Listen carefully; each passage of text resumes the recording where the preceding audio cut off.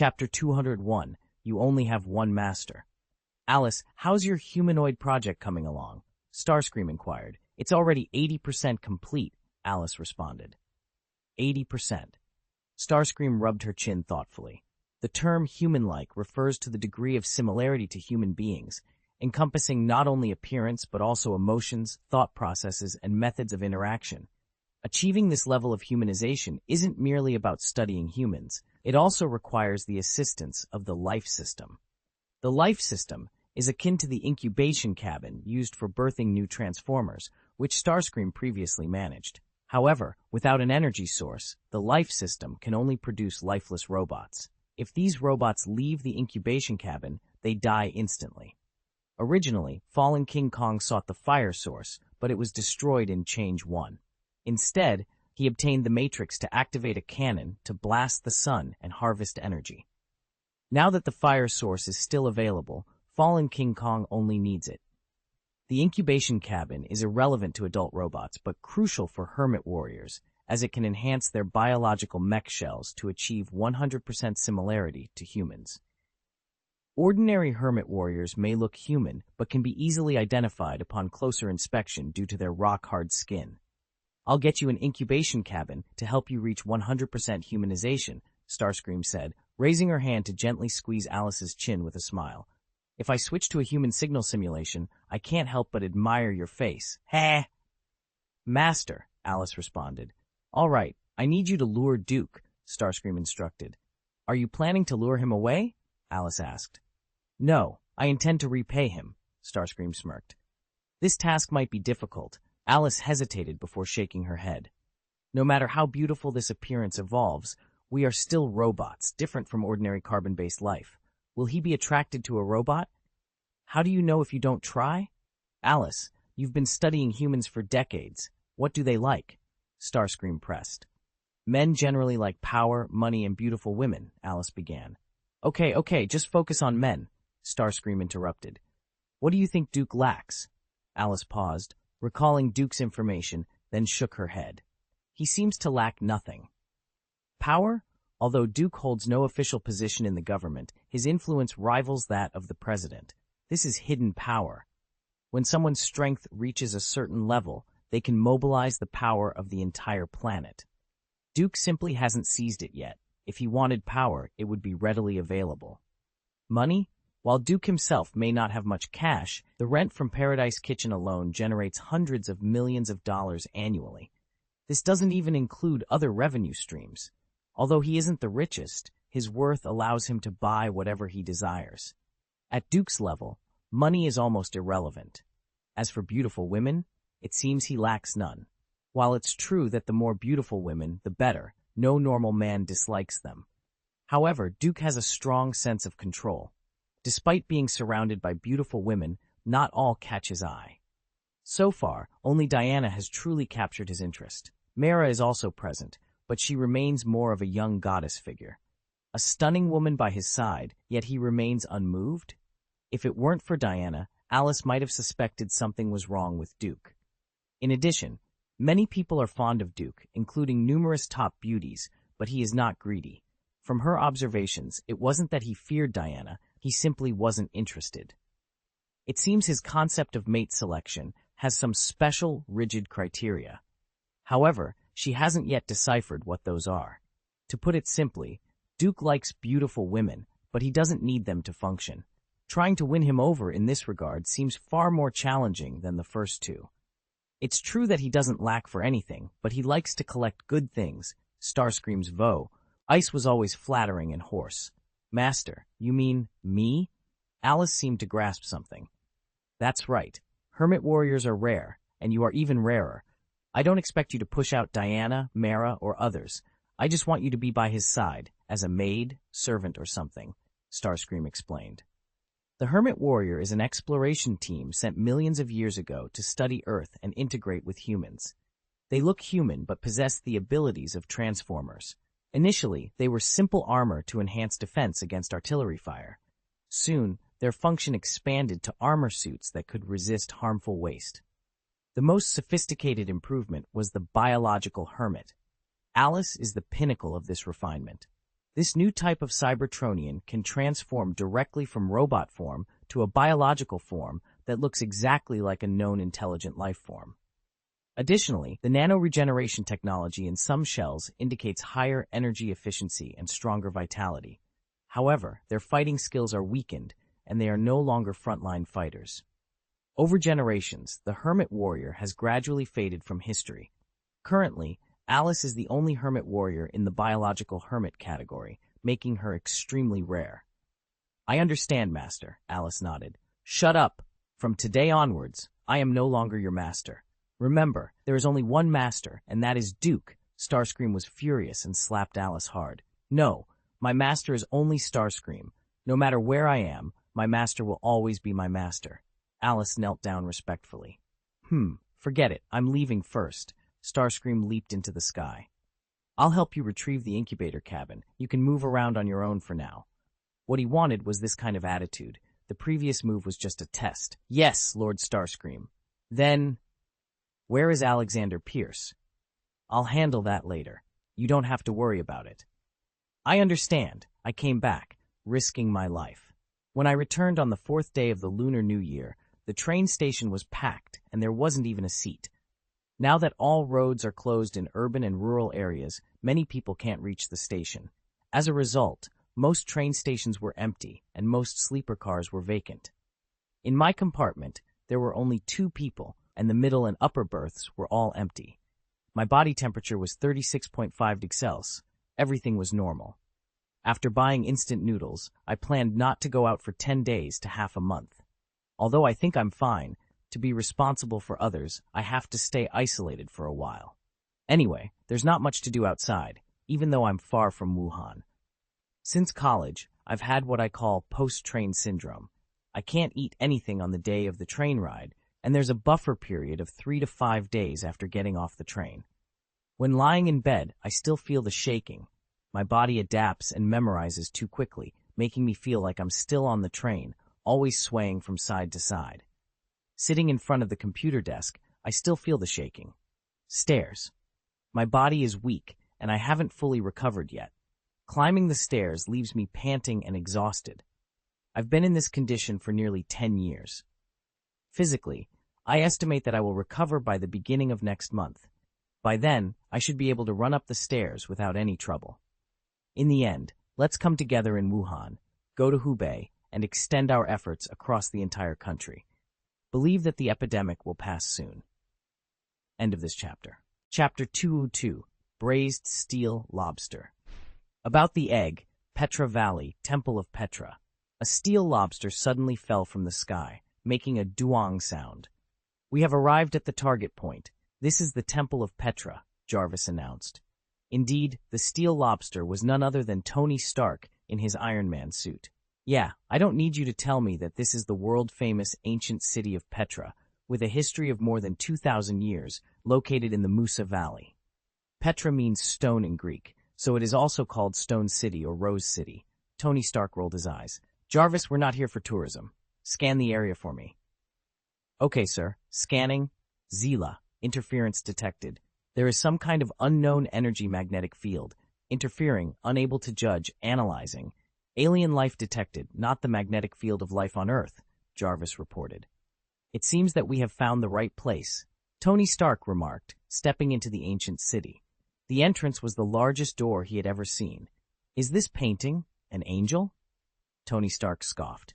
He didn't believe in angels, not because of any specific angelic encounter, but simply because, as a high IQ scientist, he didn't believe in such things. To him, an angel was nothing more than a birdman. Now, as a man-made god, he believed in these things even less. The source of the magnetic field was detected, just behind this mural, Jarvis informed. What are you waiting for? Tony Stark asked. Sir, I need to remind you, if you damage it, you may be punished by the local government, Jarvis began. Before Jarvis could finish, Tony Stark raised his hand and fired a shot. What did you say? Tony Stark asked. Jarvis remained silent. The cliff was blasted away, revealing some strange machines. They looked very old and definitely not of this earth. There were some weird symbols on the machines, identical to those he had analyzed from the fire source. This is so strange. A 10-centimeter wall can actually block outside detection? Tony Stark was curious. He broke the wall apart and walked in slowly. Then, interference. Zila. Jarvis's signal was disrupted by some kind of magnetic shielding. After exiting, Jarvis returned to normal. The mechanical wreckage here has a strong interference and shielding magnetic field. It is not the temple or the wall that covers this place, but the energy magnetic field of the wreckage itself, Jarvis explained. Understood, Tony Stark said, standing outside the hole. He looked curiously at the huge mechanical wreckage in the inner room, feeling a bit itchy. Jarvis, can you analyze these wreckages and see if they can be used? Analyzing. Unable to analyze. Analysis blocked. Sir, I personally recommend giving up the idea. They are actually not dead. These are life forms from Cybertron, not Earth's carbon-based life forms, Jarvis advised. Could it be that none of these can be applied? Tony Stark was a little disappointed. These were all good materials. The remnants of Cybertron's original leader were sure to be far better than the sprawling Optimus Prime out there. It was too frustrating to see, but not be able to use them.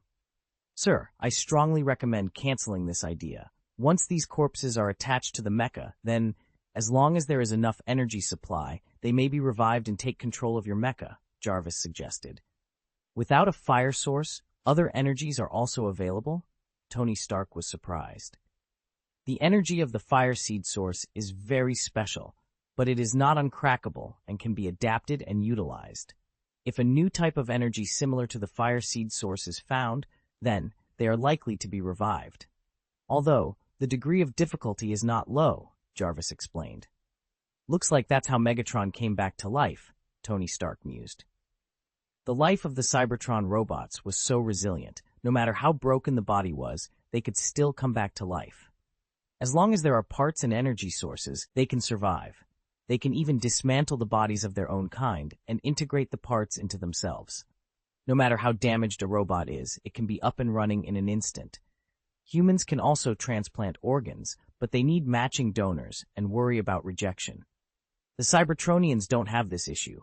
They can function simply by attaching the parts. Tony Stark walked into the ancient city of Petra again, and once more, Jarvis was disturbed. In the center, surrounded by corpses, on an altar resembling a hand, a dart-shaped crystal lay quietly. This should be the original matrix that Duke mentioned, right? Tony mused. Interference, being disturbed. Yes, this matrix emits strange energy fluctuations, which can be used. Jarvis stammered. Tony Stark rolled his eyes. If you're like this, just stop talking, okay? Bending down, the moment he picked up the matrix, the crystal disintegrated into fine particles. What? Tony Stark was dumbfounded. What just happened? How could it break? Could it be that it has weathered over thousands of years? He wondered. With no other choice, Tony Stark contacted Duke. The matrix has been found, but it turned into crystalline particles. Ah, I expected that, Duke replied. What do you mean? Tony asked, puzzled. It seems you are not its master and have not been recognized. After the death of the original leader, there remains a wisp of in our earthly terms, a trace of spirit. This spirit ensures that the matrix does not fall into the wrong hands. In other words, you do not have the approval of any leaders, Duke explained with a smile. Tony Stark was speechless. Am I a gangster? You broke into someone else's tomb without permission, didn't you? Duke retorted. Tony was even more speechless. How else could he get in? Was he supposed to wait for the dead? No, wait for the dead machine to invite him in a dream? No kidding. Don't worry. Although it turned into particles, it's not destroyed. Collect it and bring it back. It's still effective, Duke assured him. Okay, what about the corpses of these leaders? Do you want to leave them for the enemy? Tony inquired. I'll take care of them later. You come back first, Duke said, ending the communication abruptly, leaving Tony Stark very frustrated. Seriously, you can't just open a door and take me back directly? I have to fly for several hours, Tony grumbled. Despite his annoyance, he collected the crystal particles and prepared to leave. End of this chapter. Chapter 203, Letting His Pigeon Go. Tony Stark said he wanted to leave, but he merely put away the crystal particles of the Matrix and stayed put. He mentioned retrieving the corpse of the leader of Cybertron, but Duke noticed he hadn't moved. "Heh, you're quite patient," Duke remarked, lounging comfortably. "What's wrong?" Diana asked. "This kid is still waiting for me to open the door so he can hitch a ride," Duke explained, seeing through Tony's intentions immediately. "This is impossible. He has to rely on himself. He can't always come to me for everything. Right? Whose responsibility will that be?" This was not the Iron Man Duke envisioned. Iron Man is a responsible person who doesn't rely on others when things go wrong. The split of the Avengers in Captain America Civil War was inevitable. Most of Iron Man's allies had families, careers, and countries, while Captain America's side consisted mostly of free men. Iron Man couldn't leave even if he wanted to. Would Stark Industries just disappear? If he refused to sign, Stark Industries would definitely face suppression. More importantly, it was about responsibility, correcting his own mistakes. War Machine Rhodes, a soldier, wouldn't abandon his beliefs, his country, or his friend Tony. Vision agreed with Tony's perspective. Black Panther fought for his country and for revenge. Spider-Man had Aunt May and someone he liked, so he wouldn't just walk away. On the other side, Captain America stayed with S.H.I.E.L.D. because of Peggy Carter. With Carter gone and S.H.I.E.L.D. infiltrated by Hydra, he had no ties and could go anywhere. Falcon, a retired soldier and fan of Captain America, naturally opposed Rhodes. Wanda was a free spirit. Bucky, Captain America's old friend, was homeless and could go anywhere. Ant-Man admired Captain America. Hawkeye and Black Widow initially had different stances, but eventually made opposite decisions. Black Widow left, not being American, and always distrusted S.H.I.E.L.D. Hawkeye, due to family reasons, signed the agreement. The same went for Ant-Man. These weren't the fundamental reasons. Duke didn't want to see the original Iron Man become someone who always asked for help, a mere iron lobster. Iron Man should face challenges head-on, even when there are no difficulties. Since he wants to wait, let him wait, Diana said with a smile. This big grandson always left her feeling helpless. A playboy, Tony had inherited Howard's demeanor, surpassing his father in both playboy antics and technological genius. However, he was even more irresponsible than his father. Now that the prodigal son had turned back, it wouldn't be good to revert. From a distance, Logan approached with his wife, Silver Fox Kara. She seemed rejuvenated, evident from her posture and breathing. "Congratulations," Duke said. "Thank you," Kara replied with a smile. "Duke, I've made a decision. I can't watch Kara gradually leave me. I've decided to use my genes to extend Kara's life," Logan announced. Diana looked at the two suspiciously. "What did you say when you went out that day?" Duke didn't answer, but smiled and patted Logan on the shoulder. "As a brother, I support your decision, but this isn't a simple matter. Professor Erskine needs to conduct further research and subdivision, but don't worry, you still have at least 50 years. "I know," Logan replied. "It's very dangerous, and I'm willing to wait," Logan said, taking Kara's hand and leading her away. Kara nodded to Duke and Diana before leaving. "Now tell me, what happened?" Diana asked, crossing her arms with a smile. "It's what you think, Kara's aging and eventual death," Duke replied with a shrug. "Is a century of companionship no match for desire? Not necessarily, but how long can someone remain infatuated with another's body? Logan himself isn't the type to grow old with one person. As a bodyguard, he even got involved with the boss's daughter. Now that he's settled down and been strongly influenced by Duke, he's changed a bit. But essentially, he's still a wolf. Oh, of course, maybe the wild Logan can eventually become a good husband like Lu Ziqiao. The key problem is Kara, the silver fox. She doesn't have a long lifespan. Although her life will be extended if her strength advances, she's not the type to advance easily. Relying on Duke's red medicine is unrealistic. Not to mention Kara, even the pair of Captain America and Peggy Carter, Duke didn't want them to live forever. Speaking of which, the close relationship between Captain America and Carter is not weaker than that of Logan and Kara. Kara's lifespan is at most 100 years, while Logan's is theoretically infinite, though it's estimated that one day he will have lived enough. In Wolverine 3, it was mentioned at the beginning that Logan was smoking something, suggesting he had lived enough. It's the most lonely without the company of relatives and friends. Although Logan's self-healing factor gene might make Kara live longer, this is only a possibility. The greater possibility is death. The genes of mutants are determined from the very beginning. If the genes are changed rashly, whether it will be successful or not, and whether the two genes will conflict, no one can say. In Duke's view, the genetic food in Wolverine 3 doesn't destroy the mutants' genes but makes them slack, lazy, sleepy, and hibernate, so they cannot be awakened. In X-Men Last Stand, even with a potion, didn't they still revive in the end? The level of human science and technology has always been inferior to the experiments of gods. Therefore, no one knows whether the Silver Fox Kara can obtain the self-healing factor in the end. This thing is not so easy to obtain. And once the process fails, what awaits Kara is becoming the same soul body as Howard. If it fails, what Logan will face is equivalent to Kara's natural death. Therefore, Duke suggested that Logan calm down, accept that Kara's lifespan is very short, and that a good love is enough. Because the possibility of her eventually becoming a soul body is more than 90%. End of this chapter. Chapter 204. In order not to become braised steel lobster. In fact, there is only one way to ensure a 100% life extension for the Silver Fox. Kara. Duke teaching her magic. Kara's mutant ability will not increase her lifespan, but her magical aptitude is promising. Extending her life by 200 to 300 years should be feasible.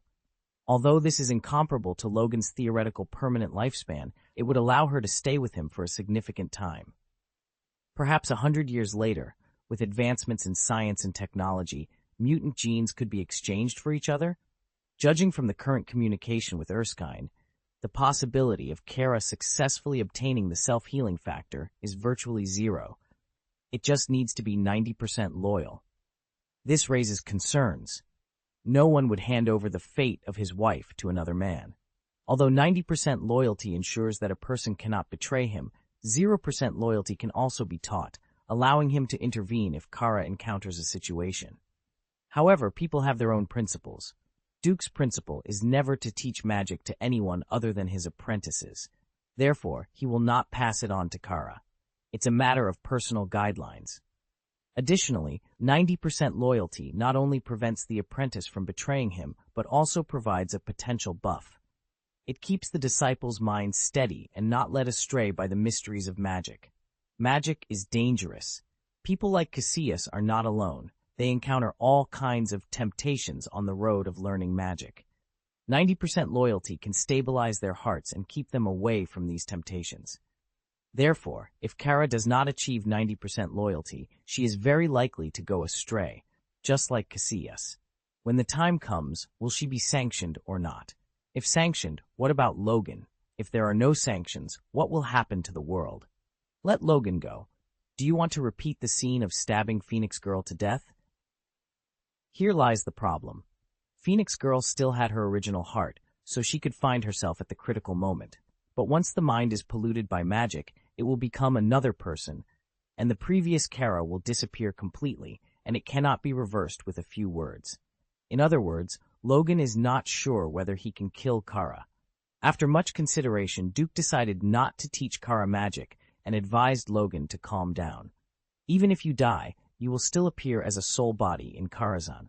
You can still be together. The only difference is that the senses may be different.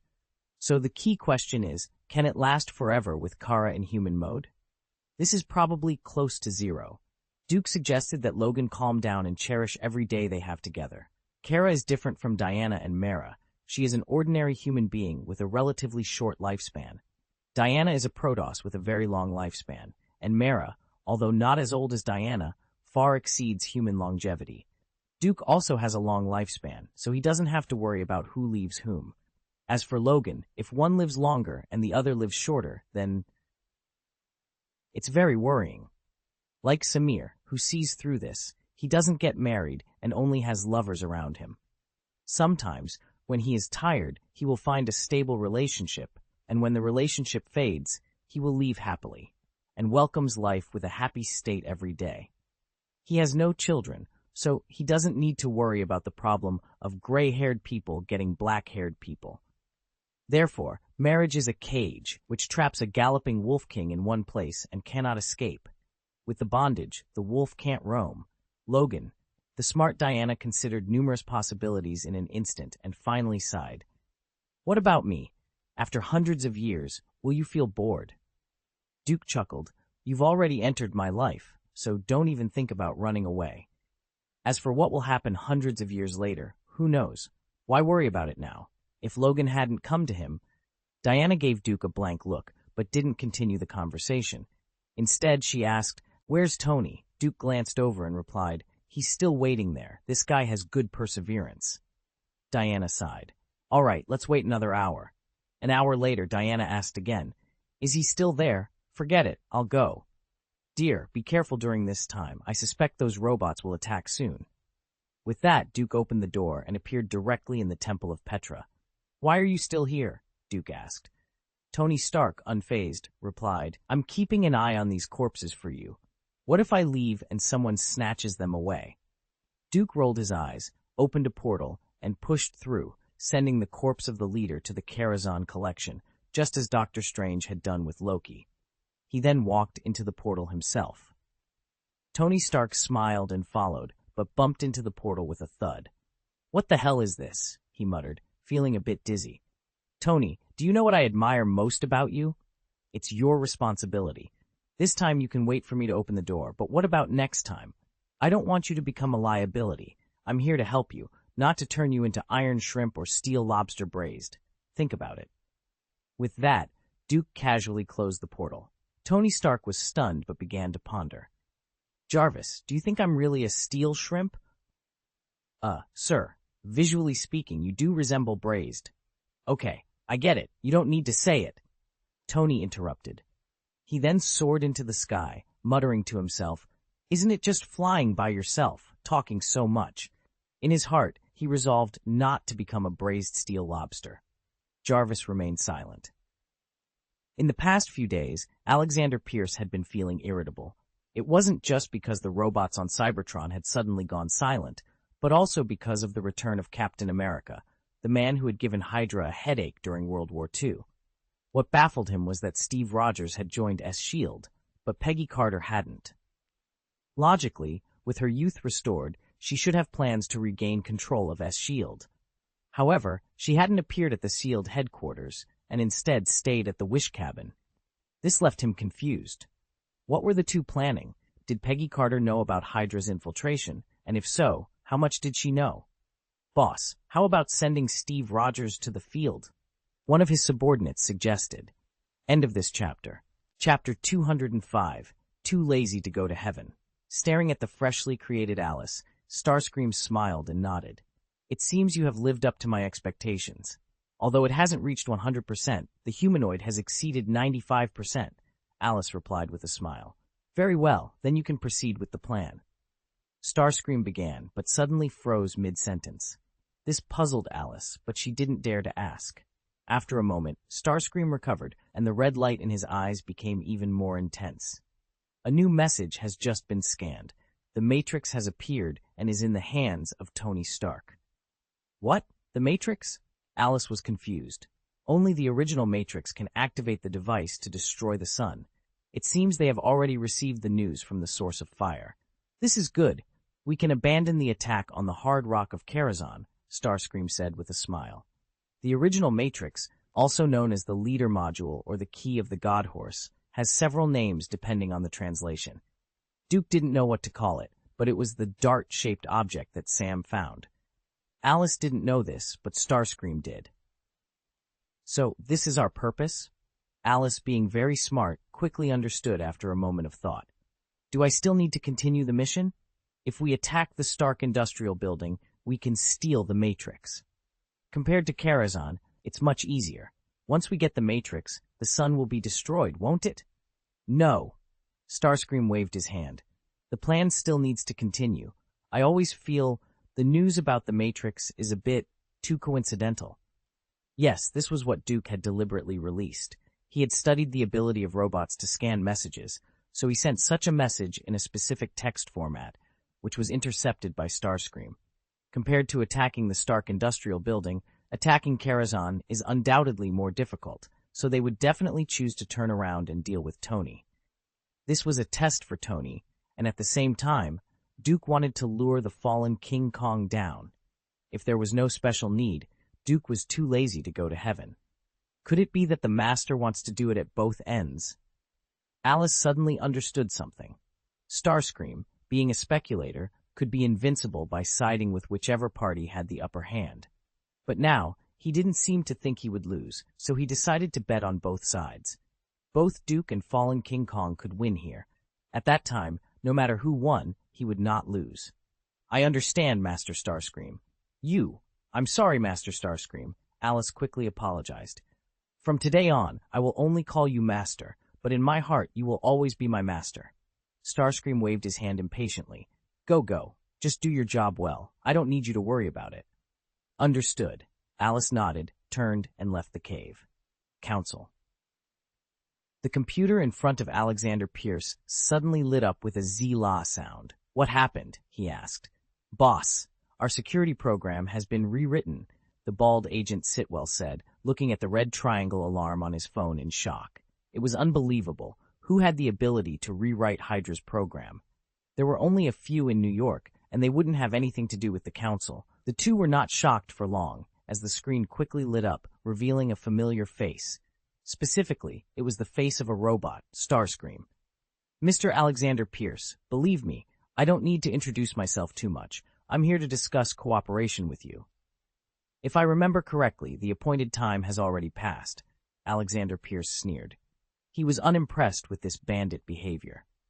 Megatron, the leader of the Decepticons, did not come and sent Starscream instead. But Starscream, not liking him, sent his subordinate Alice over. This was simply too deceitful. Starscream finally showed up, but it wasn't in person. It was a video call. How could this not infuriate him? Alexander Pierce tried to turn it off, but found he couldn't. I'm sorry, Mr. Pierce. Starscream said in that unhurried, flattering voice. I'm not Alice, and I can't become like you humans. To keep our cooperation secret, I sent her in person. As for the time, it does seem to be passing, but I'm sure you won't mind, will you? Then I really want to hear what you have to say. My 2 requests shouldn't be too much.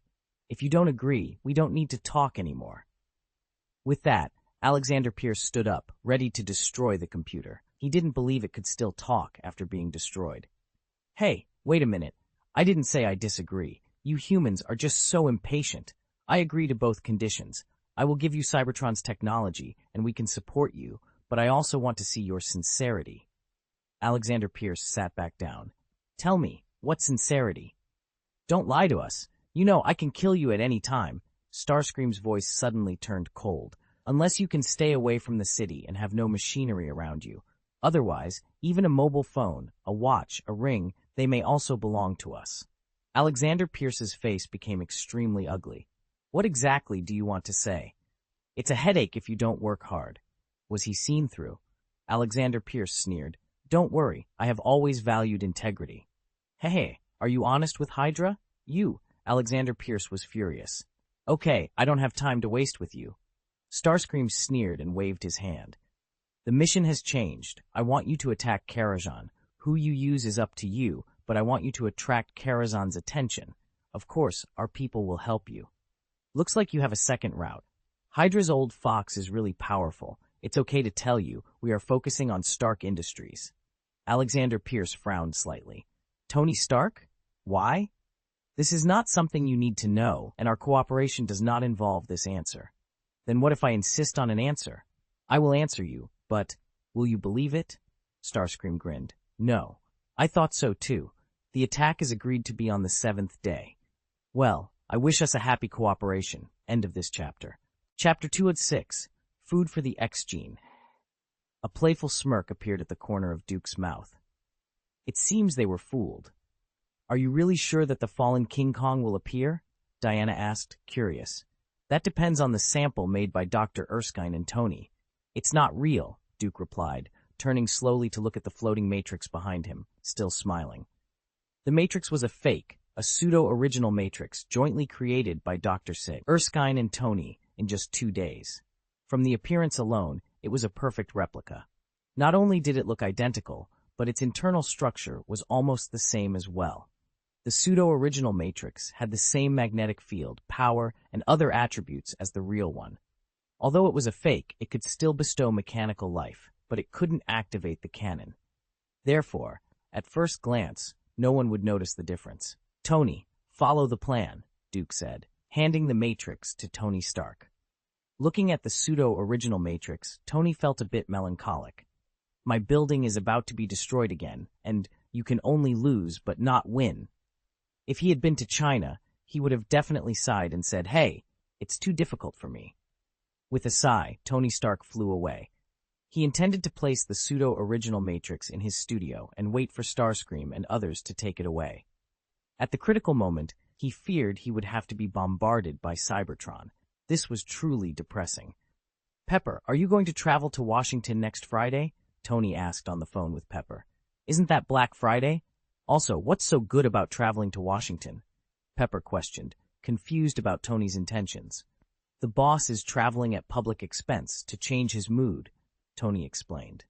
Now Pepper understood. "Tony, is there something going on?" "It's nothing, don't worry. Go relax." "Okay, I'll get someone to book a flight for Thursday." Call ended. Inside Karazhan, after watching Tony leave, Duke suddenly remembered something. There would be no Iron Man after Tony's death. Uncle Wolf was dead, and farewell to Wolverine. Although he had changed the timeline, he still vaguely felt that he had forgotten something.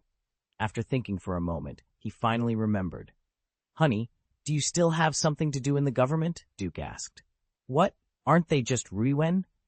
Diana was curious. "It's impossible for them to know. If something really happens, they will definitely avoid them. I need you from another angle," Duke said. Diana understood. "It's still the problem of the X gene, but didn't you stop the Sentinel project and Bolivar also passed away in custody? The Sentinel project was permanently sealed and hasn't been opened for 40 years.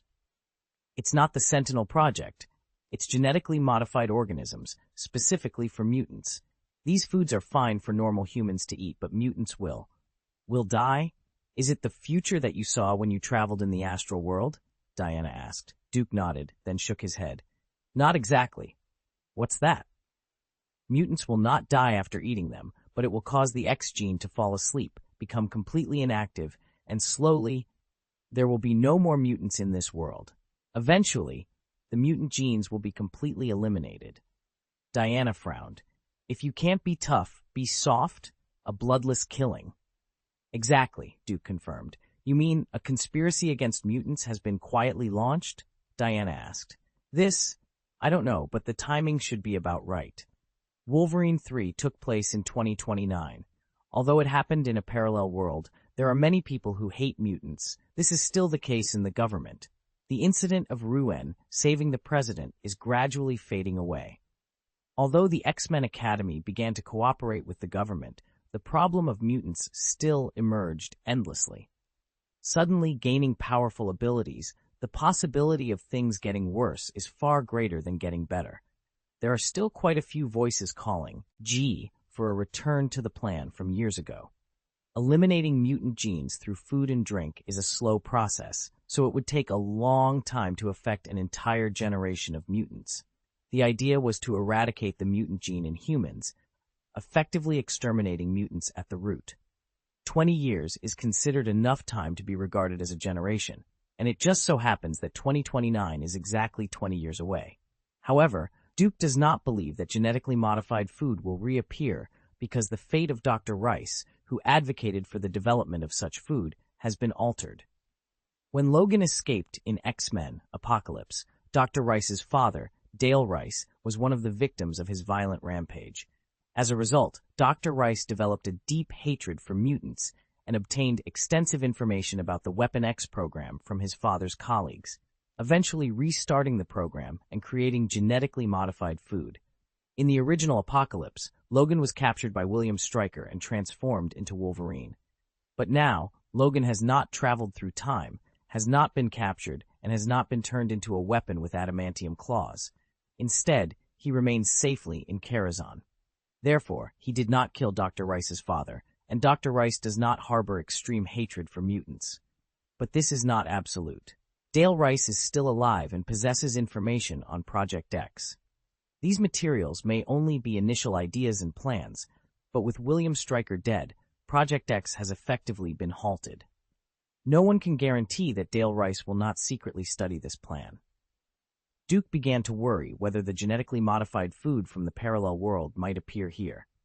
Although it seems unlikely, and there has been no mention of such food emerging, it is always wise to be cautious. When I was the Secretary of the White House, I had some subordinates.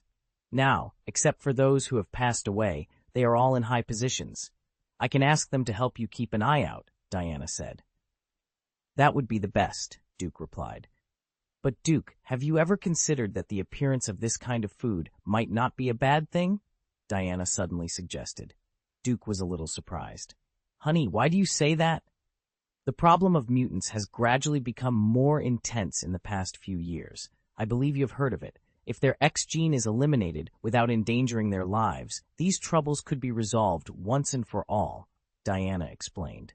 Duke knew it would come to this. My dear, we have no right to deprive others of their genes. End of this chapter. Chapter 207, Husband and Wife or Brother and Sister. Duke sighed, understanding why the female hero had such thoughts. To be honest, he had similar thoughts himself. After all, it was a killing without bloodshed, eliminating the crisis invisibly. In X-Men: The Last Stand, it is evident that mutants are divided into two factions, one that resolutely resists and another that wants to return to a normal life. Many people are far removed from their once happy lives because of their mutation abilities. They have lovers, children, relatives, and friends, but cannot be close to them due to the risk of easily hurting others. This is a painful reality. Take Cyclops, for example. If he hadn't joined the X Academy, he would have spent his life in the darkness of blindness. He wouldn't dare open his eyes, for fear of killing his loved ones and innocent bystanders. In Agents of S.H.I.E.L.D., there is a woman whose nails have turned into blades, making it impossible for her to even grab food. There are many such cases. Not only mutants, but also many capable people face various inconveniences. For instance, Hulk at this stage cannot talk to his girlfriend Betty. If he does, he risks going berserk and transforming into the Hulk, potentially harming her. Therefore, many people wish to return to normalcy. However, mutants who can live normal lives despite their abilities are in the minority. Most face significant inconveniences. Duke had considered this issue but ultimately decided against it. Although people with the X gene won't be killed, mutants are already part of the ecosystem. Removing a part of the ecological circle rashly would inevitably cause disruptions. Australia is a good example of this. Moreover, this world is too dangerous. With the Transformers causing chaos, who knows what other strange things might appear. According to current trends, Thanos is no longer the final boss. The big monster in Emperor's project might be even more dangerous than Thanos. Wait, Pietro and Wanda in Godzilla are husband and wife, but they became brother and sister again in Reunion. It's very confusing. Oh, and I almost forgot about Hulk. Thinking of Hulk, Duke remembered a letter he received not long ago. It seems it's time to find the walking green giant, but that will have to wait until after dealing with the corrupt King Kong. Darling, if this matter can be resolved peacefully, it would be a feasible solution. But we need to pay attention to the person behind this manipulation. People have great greed, and whoever formulated this kind of food did not do it for the world. And let's not forget our friends, Duke sighed. Yes, I understand, Diana replied. There are still many disasters in the world. One day, we might need the power of the mutant race. It is not wise to rashly remove a link in the ecological circle, Duke continued. Diana nodded. I will look for my old subordinates. I hope I can save face. She didn't insist on suspending genetic food. She just mentioned it subconsciously after considering the troubles mutants face. Remember, don't talk about food directly, Duke added. Do you think I'm a fool? Diana rolled her eyes, turned, and left. Mr. Eddy, this is a document. I hope you will sign it, said the secretary. Inside the White House, a gray-haired old man in his 60s raised his glasses and glanced at the document, confused. New genetic corn? Shouldn't this be handed over to the Ministry of Agriculture? The blonde secretary smiled. It seems so, Mr. Eddy. Minister Adams has already signed it. Now we need your signature before it goes to the president. Okay, I see. Leave the file here. I will review it carefully later. Is there anything else? Eddy asked. You have a meeting to attend, the secretary reminded him. Okay, I see. Then I'll go out first. Ah! Just as the blonde beauty turned to leave, Eddie's phone rang. Upon checking, he saw it was an unfamiliar number. After hesitating for a moment, he decided to answer it. In his position, there weren't many people who could accurately know his number. "Hello, may I ask who this is?" "Little Eddie, I haven't seen you in 30 years. You've become the Secretary General of the White House. You haven't let me down." "Who are you?" The voice was somewhat familiar, but Eddie couldn't place it immediately. "I'm Diana." With a sudden jolt, Eddie stood up, accidentally knocking over the water glass on his table. He was too excited to care about the mess. "Diana? Sister Diana? Is it really you? Not long ago, I saw you in the live broadcast of the God of Law Duke, and I told everyone, you must be that Diana, but no one believed me, though I was certain." Eddie was so excited that his speech became a bit jumbled, but it was understandable. "You're still the same, little Eddie." "Hey, isn't this the excitement after seeing Sister Diana? I always knew that Sister Diana was not an ordinary person. I really guessed it." Back in the 70s, Diana worked as a secretary in the White House, and Eddie was her assistant. She had taken him under her wing. Eddie, at that time, was prone to making mistakes, and Diana had constantly guided him. He called her sister out of respect, much like calling a beautiful woman beautiful sister today. If it weren't for Diana's teachings, Eddie might have offended others and lost his job. Losing his job would have been the least of his worries. He might have ended up in serious trouble. In the 70s, Diana had used a magic mask to make herself appear about 20 years older. The difference in appearance wasn't significant, so Eddie recognized her immediately. "I didn't expect you to know Duke, the God of Law. To be honest, Sister Diana, I was lucky enough to have a stegosaurus stew. I have to say, the food from millions of years ago, its taste is truly unique," Eddie praised. Just mentioning it made his mouth water again. "Then you are lucky." "Hey, it's all thanks to your blessing, Sister Diana. Oh, by the way, do you need something from me today?" "Yes. First, I wanted to congratulate you on becoming the Cabinet Secretary of the White House. Second, I wanted to check with you if there is any strategy against mutants. I know there have been voices of opposition in the government. I think, little Eddie, you won't lie to me, will you?" Diana asked. "Of course not. It's just mutants? I haven't heard of this. I will investigate it myself and give you an answer in 3 days." 2 days. All right. End of this chapter. Chapter 208, The Request from Karajan. Remember, it may be under the guise of medicine, drinking water, crops, food, etc., and it will not really bring things to the surface. After hanging up the phone, Diana's words kept lingering in Eddie's mind. He felt there was something significant she was hinting at. "Medicine, drinking water, crops, food," he muttered to himself, repeating the words several times. Suddenly, something clicked. He glanced down at the documents on his desk. "Isn't this just crops?" "It can't be such a coincidence," Eddie thought, picking up the file in disbelief and examining it closely. Now that he knew Diana's origin, he understood the purpose of her words. Diana was definitely on the side of the mutants, as there were many mutants in Karazhan. Eddie himself leaned towards cooperating with mutants. As the White House secretary, he was occasionally authorized by the president to contact the X-Men Academy, though mostly he acted as an intermediary. This was why Diana had asked for his help. "Rice Enterprises," he read aloud. "GMO corn, more nutritious than conventional corn, applying for large-scale planting and gradually replacing existing corn." Eddie instinctively sensed a problem. Genetically modified crops had been around for a while, but it was unheard of for them to completely replace existing crops. This was impossible. How could farmers in the United States and hundreds of countries around the world all grow this genetically modified corn? "Rice Enterprises, is the picture huge?" Eddie muttered to himself. He noticed that the price of this genetically modified corn seed was only 10% higher than that of ordinary corn. This was very unscientific, even if it was just the initial asking price. Given that the nutritional value of genetically modified corn was nearly twice that of ordinary corn, the price should be more than double, not just 10% higher. Eddie keenly realized that Rice Enterprises wanted to fight a price war, destroy existing corn farms in a short period, and strive to sell well worldwide quickly. This situation was very abnormal. What were they aiming for? Small profits but quick turnover?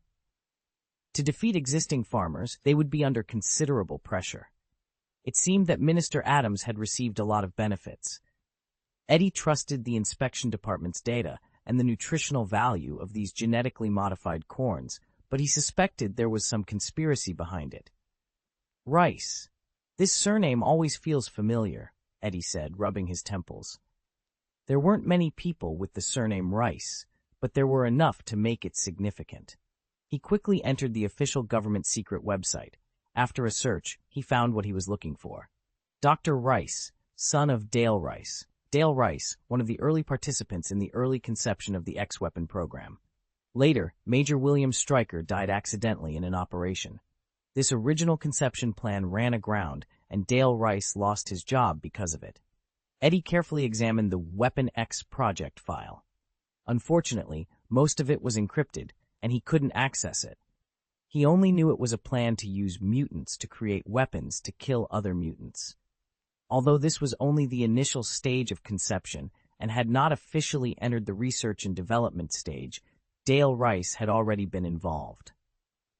William Stryker was later assigned to prepare this plan, but he died in an operation before it could progress. The circumstances of his death were also suspicious, as the plane that transported them did not return with everyone. However, the group of mutants managed to return to various parts of the United States on their own, and their testimonies. The events were surprisingly consistent, leading them to accidentally enter the space tunnel. As for William Stryker's body, it has not been found yet, but others say he is dead. If so, then he is dead. Del Rice, Dr. Rice, Weapon X Project. Genetically modified corn? Eddie muttered to himself. After a pause in his thoughts, his mind suddenly trembled. Could it be that these corns are aimed at the genetic destruction of mutants? Yes, this explanation makes sense. Given the strength of the Rice Company, it would be difficult to promote genetically modified corn in a short period of time. Even in the United States, no one could achieve this alone. But with government support, it would be completely different. Not to mention other countries, with government backing, this genetically modified corn could be sold well in the United States within 2 or 3 years at most. As for other countries, people who don't know the truth will definitely buy it. In 5 years, at most 10 years, this kind of corn will be sold all over the world. Although it is harmless to normal people, but Eddie broke out in a cold sweat. If it was as he thought, wouldn't it be? At the same time, he was also hesitating. Should he acquiesce and pretend he didn't see it? Although he advocates cooperating with mutants, the threat of outbreaks in many places is also intensifying. Now the X-Men Academy can barely suppress and keep things calm. But what about a few years from now? This seems like a workaround. If this corn, but soon he shook his head. Sister Diana's words were obviously alluding to something. She probably already knew something. If not, how could she say those words? Even if he pretends he didn't see it, it is very likely that he will be noticed when this genetic corn is on the market. At that time, he may be unlucky. After much deliberation, he decided to take action. Susan, knock knock. The blonde beauty who had left earlier knocked on the door and came in. Mr. Eddie, are you looking for me? Look up who Xander Rice has met with during this year. Okay, sir. Susan was puzzled for a moment but went out anyway. After thinking about it, Eddie still felt that it was too slow, so he dialed another number. Old man, you haven't contacted me for a long time. Rupert, I have something for you. Oh, what's the matter? Help me check who Xander Rice of Rice Enterprises has been in contact with over the past few years. I need an answer by this time tomorrow. Rupert on the other end was a little stunned, and then his face became unnatural. Sorry, Eddie. You know, this is not in compliance with the rules. This is not an order from the president. I am personally asking you for help. Rupert is the director of the Bureau of Investigation, which even investigates the president. The Bureau of Investigation and the Bureau of Reporting have no direct affiliation. The former is under the jurisdiction of the Ministry of Justice, while the latter is an independent agency directly responsible to the president. He couldn't easily contact the latter for the time being, so he had to ask his old friend for help. Rupert was silent for a while and then asked, "What's the matter? If you don't tell me, I can't decide whether to help or not. I can only reveal a little bit to you. This matter, it's a request from Karazhan. This, Rupert was shocked. Okay, I will contact you in 12 hours. Remember to keep it secret. Understood. Everything related to Karazhan must be kept secret at the highest level. Chapter 209, Unveiling the Truth. 12 hours later, Eddie stared at the encrypted file sent by Rupert, feeling a chill run down his spine. Over the past few years, less than 12% of the people Dr. Rice had interacted with were officials from the anti-mutant department. On the surface, this seemed normal, but in reality, it was highly suspicious. At the leadership level of an enterprise, one typically meets with a select few individuals, and the Bureau of Investigation does not count casual encounters. At this level, interactions are usually with people at the top of the pyramid. Besides his close contact with Adams from the Department of Agriculture, there was another person who warranted significant caution. Reper Gilbert. Gilbert was one of the most vehement anti-mutant advocates within the government, constantly promoting his ideas and opinions. According to the Bureau of Investigation, Dr. Rice had met with Congressman Gilbert 5 times, all under very secretive circumstances. If the Bureau hadn't been monitoring the congressman, they wouldn't have discovered these meetings. In addition to these 5 direct encounters, there were over a dozen encrypted phone calls between them, making it impossible to determine the content of their conversations. However, this was enough to raise suspicion. Besides Congressman Gilbert, Dr. Rice had also interacted with an anti-mutant organization, a non-governmental entity. He met the leader of this organization once, with the rest of the meetings being with his subordinates. The Bureau of Investigation chose not to arrest Dr. Rice's subordinate to avoid alerting him. If this wasn't enough to raise alarms, Eddie, as the Secretary General, wouldn't be doing his job. I have to inform Sister Diana. Eddie paused as he reached for the phone. As the Secretary General of the White House, his first responsibility was to the President. He quickly packed the files and left. Is the President asleep? He asked a White House bodyguard. He just took a break less than 20 minutes ago, the bodyguard replied. I don't care if His Excellency the President is asleep or not.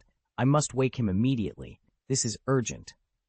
The bodyguard, after a brief hesitation, stepped aside. Please. Inside, the President emerged, yawning and still in the process of dressing. Eddie, you woke me from my sleep.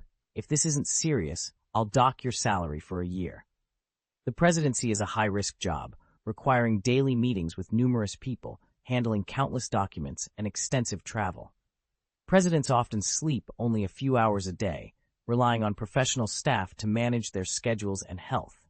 It's said that a method called polyphasic sleep can reduce the required sleep time while still providing sufficient rest.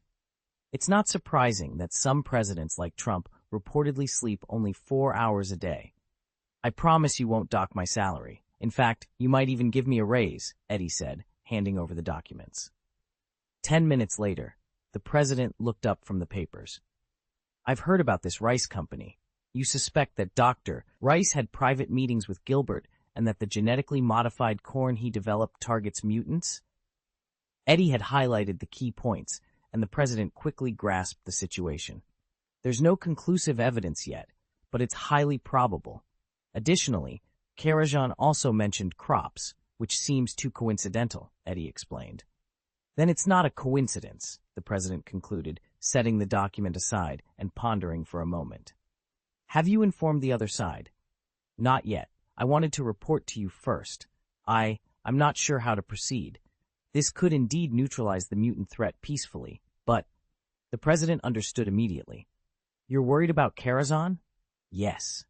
Then share this information with Karazhan. I'm afraid it's necessary. The president leaned back in his chair, contemplating the situation. It's not wise to eliminate mutants rashly, he said. Let's not intervene directly. We'll let Karazhan handle this matter on their own. Understood, Eddie replied, standing up to leave. Yes, the president nodded. As Eddie exited, the president called out, Ms. Mary, could you make me a cup of coffee, please? Thank you. Of course, Mr. President, replied Ms. Mary, a beautiful secretary with long, straight hair and a graceful figure. She turned to prepare the coffee, her mind racing with curiosity. She had never seen this type of coffee before. Once brewed, it was a deep red color, almost like blood, but it didn't smell like it. The strangest part was that the president, a man of high status, was drinking instant coffee from a simple, unmarked silver packet. "Thank you, Miss Mary," the president said, taking the cup from her. He took a sip, and as he turned away, the reflection in the cup revealed something unsettling. His canine teeth appeared longer and sharper. At Karazhan, Duke was puzzled as he reviewed the documents Eddie had faxed over. Genetically modified corn? Really? He muttered. Rice Enterprises, genetically modified corn, Diana read aloud, her curiosity piqued. Could it be? Eddie mentioned that a document was submitted today, and it was this application, Duke explained. Is it really them? Diana asked, shocked. It looks exactly like the Rice I saw. His father's name is Dale Rice, and he developed genetically modified corn. It seems highly likely that it's them, but we don't have concrete evidence yet. Let's hand this over to Ruiwen and let them investigate. We should stay out of sight for now, Duke decided, handing the document back to Diana. Should they collect evidence or destroy Rice Enterprises? Diana hesitated. Collect evidence first. What did the White House say? Duke inquired. Eddie said the president wants us to handle it, Diana replied. Smart move, Duke said with a smile. All right, let Ruiwen and the others gather evidence. If it's confirmed, we'll take action. In the meantime, I need to deal with the fallen King Kong. You'll be responsible for Rice Enterprises. Diana pouted. Fine, but I'm going to take down that fallen King Kong. Okay. Duke raised his hands in mock surrender. He had initially planned to leave the fallen King Kong matter to Tony Stark, but with Diana overseeing it, he felt more at ease. After all, this was their grandson's first battle. At the X-Men Academy, Beast was bewildered. Is this true? He asked. Ruiwen was equally frustrated. She had worked tirelessly for the survival of mutants, yet there were still those who sought to harm them. She felt a wave of exhaustion, and for a moment understood why Charles had retired, but she couldn't afford to do the same. Given Rice's family background and his connections with Congressman Gilbert, it seems likely, but we don't have definitive proof yet. You'll need to investigate further. However, it's not advisable to confront Rice Enterprises directly at this time, she concluded. End of this chapter. Chapter 210. I hope there will be fewer mutants in the future. Diana had left, but the entire backbone of the X Academy was in an uproar. Essentially, all the first echelon combatants had arrived. Ruiwen, Beast, the principal, and the deputy dean were present. The rest were college teachers who also served as part-time frontline fighters. Jean Grey, Cyclops, Storm, Colossus, Psylocke, Quicksilver, Iceman, Pyro, Phantom Cat, Rogue, and Nightcrawler. Yes, Psylocke had left alone after the Apocalypse incident, but eventually joined the X-Men Academy after a few years of wandering. Most of the people from the old timeline had also gathered together. Phantom Cat and Rogue had returned, and coincidentally, they became entangled with Iceman, forming a love triangle. This situation was quite complicated. If you wanted Duke, you had to choose Phantom Cat. Due to the timeline change, Magneto went to an isolated island to farm, and Pyro did not leave the academy to hang out with Magneto. It's not true, is it? How can it be possible to change our genes? It's just a fantasy, Pyro said, still displaying his bad temper. Perhaps you newcomers are not very clear about Duke's identity. He has countless identities, one of which is Prophet. I believe you all should know about the Apocalypse incident in 83? Ruiwen suddenly interjected. Of course, with the help of Supreme Master Gu Yi, Pyro replied. But when Duke fell asleep in 75, he left a prophecy, predicting that there would be a nuclear egg launch event in 83, and then the apocalypse would appear. Afterwards, a worldwide disaster would erupt, Ruiwen explained. Jean Grey and others who had experienced the apocalypse earlier knew about it, but the newcomers who joined the academy later were all dumbfounded. Psylocke, in particular, seemed to find comfort in her past failures. No matter how powerful you are, people knew 8 years ago that you would come out to do something and prepared for it 8 years ago, so it's no wonder you lost. Colossus, Iceman, Phantom Cat, and Rogue had their mouths open in disbelief. But what is a worldwide disaster? I only know, only the pyramid had a problem, and other places were safe and sound, Pyro said angrily and stubbornly. It might be the problem of fire. He always felt that he was the best in the world, and was not convinced by anyone. Especially when he saw Iceman surrounded by two beauties while he had none, he felt very upset. That's because Duke made preparations in advance so that we could find the Supreme Mage. Otherwise, whether we would have lost or won is not the question. You don't really think that Apocalypse is weak, right? He could subdue Magneto, such a ruthless person. One can imagine his strength. Beast Hank said. This new generation of young people was really too self-righteous. They needed to be thrown out and practice hard. Especially Pyro, although he often assisted the police in investigating and handling cases, every time he brought serious damage, the bill would cry. Pyro was dumbfounded. He was just hot-tempered, not stupid. Who dares to challenge a guy who can beat even Superman? Although he was not convinced by anyone, he still didn't dare to challenge Duke. That's not a challenge. That's suicide. Phantom Cat was confused for a moment, then seemed to understand something. That is to say, this time, is a prophecy again?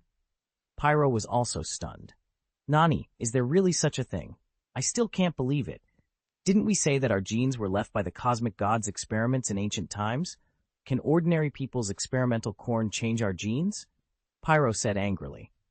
Of course, his voice became smaller and smaller, and even he himself lost confidence. Of course, Duke made more than one prediction. He also predicted that Charles would make mistakes, and he came to warn him before he fell asleep. It's a pity, despite taking precautions. Charles still made a lot of mistakes, so that he... Raven spoke sadly. He retired and left the academy. The rest of the group also looked forlorn. The newcomers had all heard of the famous Professor Charles, while the old-timers missed the days of fighting alongside him. Despite the frequent conflicts, the time they spent together was cherished. I wonder where he is now, Jean Grey sighed. Raven remained silent, but she was grateful that Duke had healed Charles's spine, sparing him the hardship of a life confined to a wheelchair. Let's set Charles aside for now. The immediate issue is Rice Enterprises, Hank interjected. Raven nodded in agreement. Yes, the current troubles are most pressing. If this new type of genetically modified corn is real, and it enters the market on a large scale, it could eliminate the mutant population within a generation.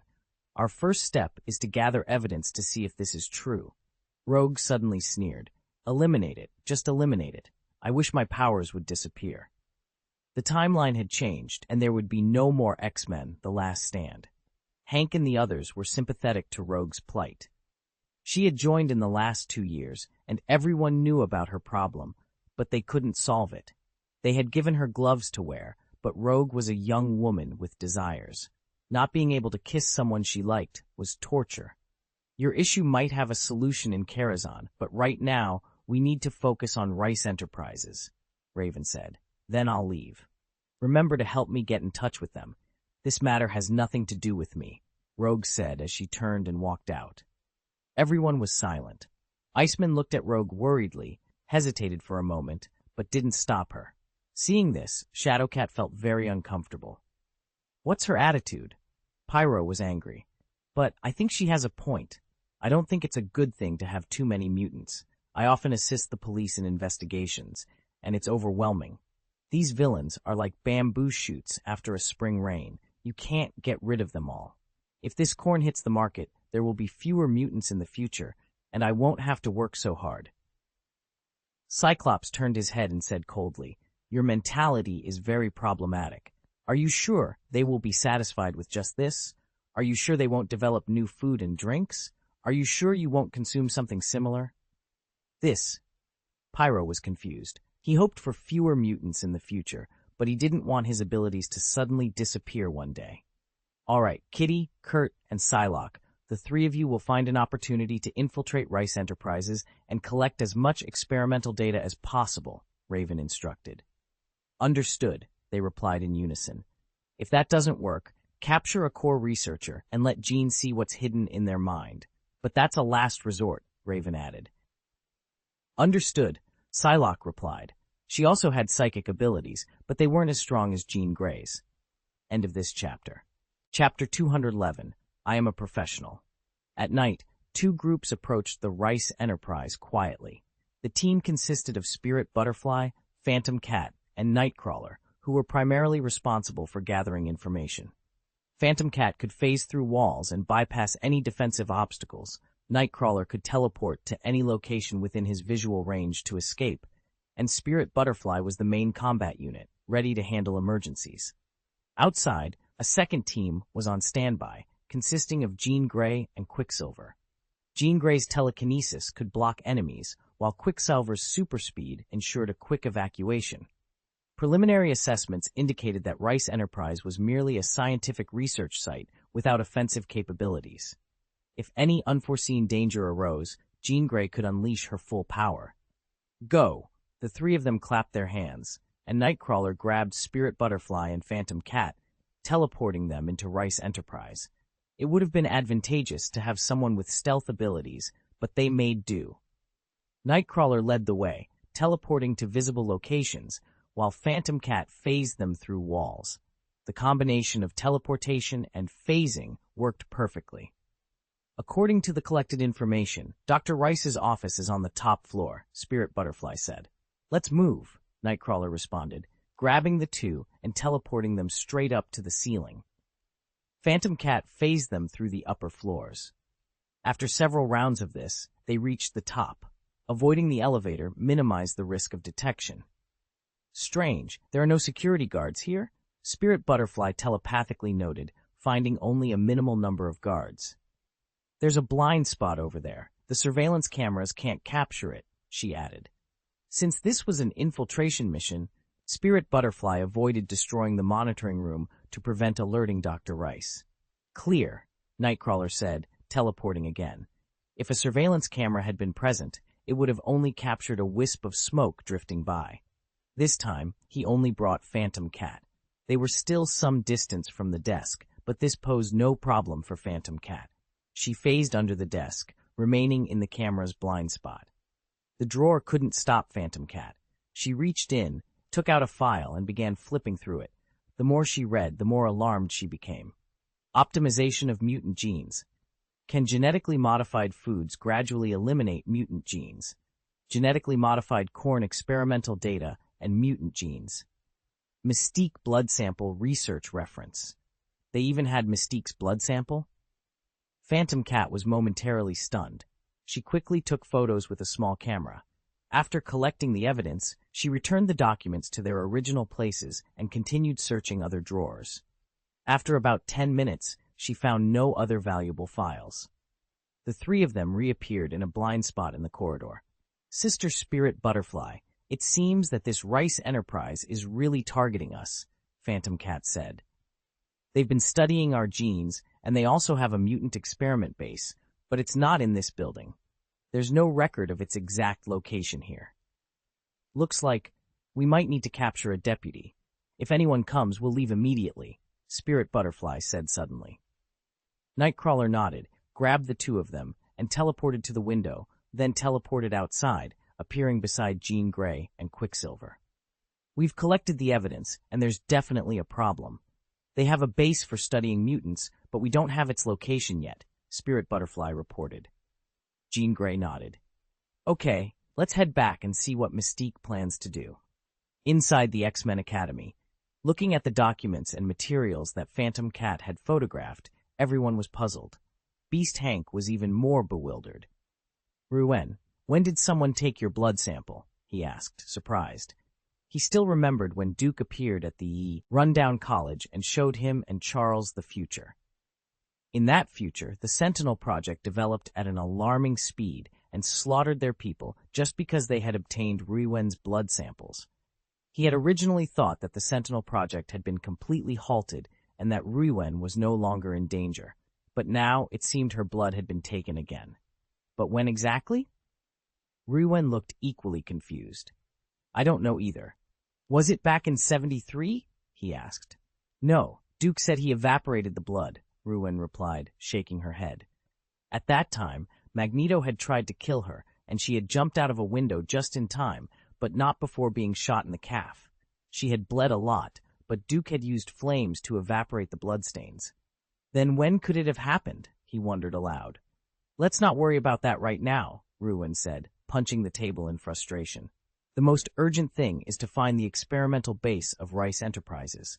If I'm not wrong, they should have arrested many of our compatriots. She compared the situation to the days of William Stryker.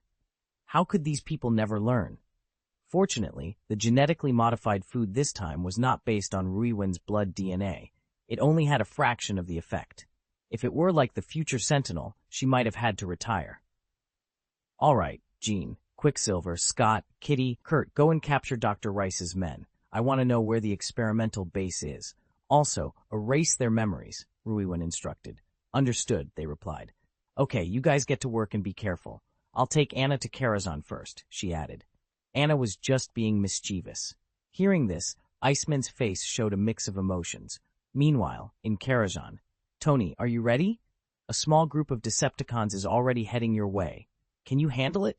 Don't mess it up, Duke said. Don't worry, I'm a professional, Tony replied confidently. Good, I'll hang up now. I have a guest, Duke said. The guest was not Anna, but Alice, the hermit warrior. She looked very ordinary. If you hadn't seen Transformers 2, you wouldn't recognize her. Diana was also very curious. It was the first time Karazhan had opened its doors to a stranger, even if it was just a one-time thing. Respected Lord Darmagod, on behalf of Lord Starscream, I come to join you, Alice said, bowing respectfully. Are you from Cybertron? Diana asked, shocked before Duke could speak. Cybertronian robots, how is this possible? Alice looked exactly like a human. I'm a hermit warrior, with the most sophisticated shell, the biological hermit, which can simulate any biological form, Alice explained. Would you like to see my robot form? No need, Duke quickly waved his hand. Skinny, ugly robots weren't something he wanted to see. He smiled playfully. Starscream wants to join me, but why should I agree? Tell me about the value of the gift you offer. End of this chapter. Chapter 212. I'm not Yondu. We can help Lord Fashion with anything. When Alice said anything, her tone became very seductive, causing Duke's ears to perk up. It wasn't Diana who grabbed his attention, but rather the impressive capabilities of this Cybertron robot. They could simulate almost all biological data on Earth, including sound. If the pain of childbirth is level 11, then the allure of Alice's voice at this moment is also level 11. Duke reckoned that even an eminent monk in deep meditation would have to stand up immediately. Diana's brows furrowed, and she gripped the long sword in her hand. Hey, darling, what are you doing? Duke was taken aback and quickly grabbed Diana's hand. Why? Are you going to keep her? I didn't realize you were so perverted. If you dare to keep her, don't even think about touching me again, Diana said angrily.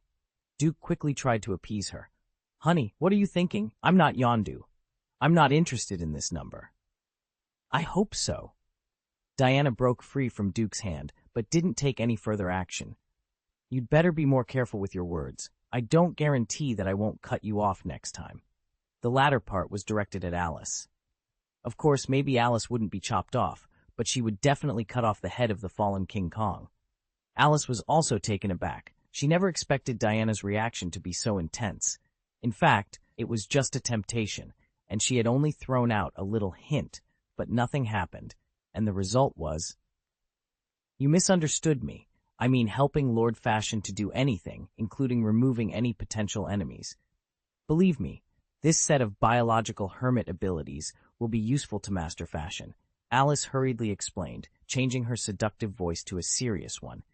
Do you think I still need you to help me with my strength? Will you be of any use if I really face an enemy I'm not sure about? Duke smiled slightly.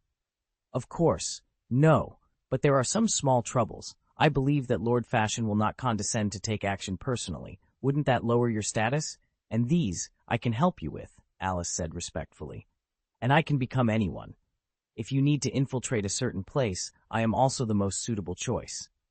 Duke pondered for a moment, then smiled.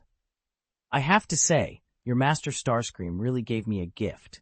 However, I need to see your ability. Be like this person. As he said that, a female star appeared in the hand tool.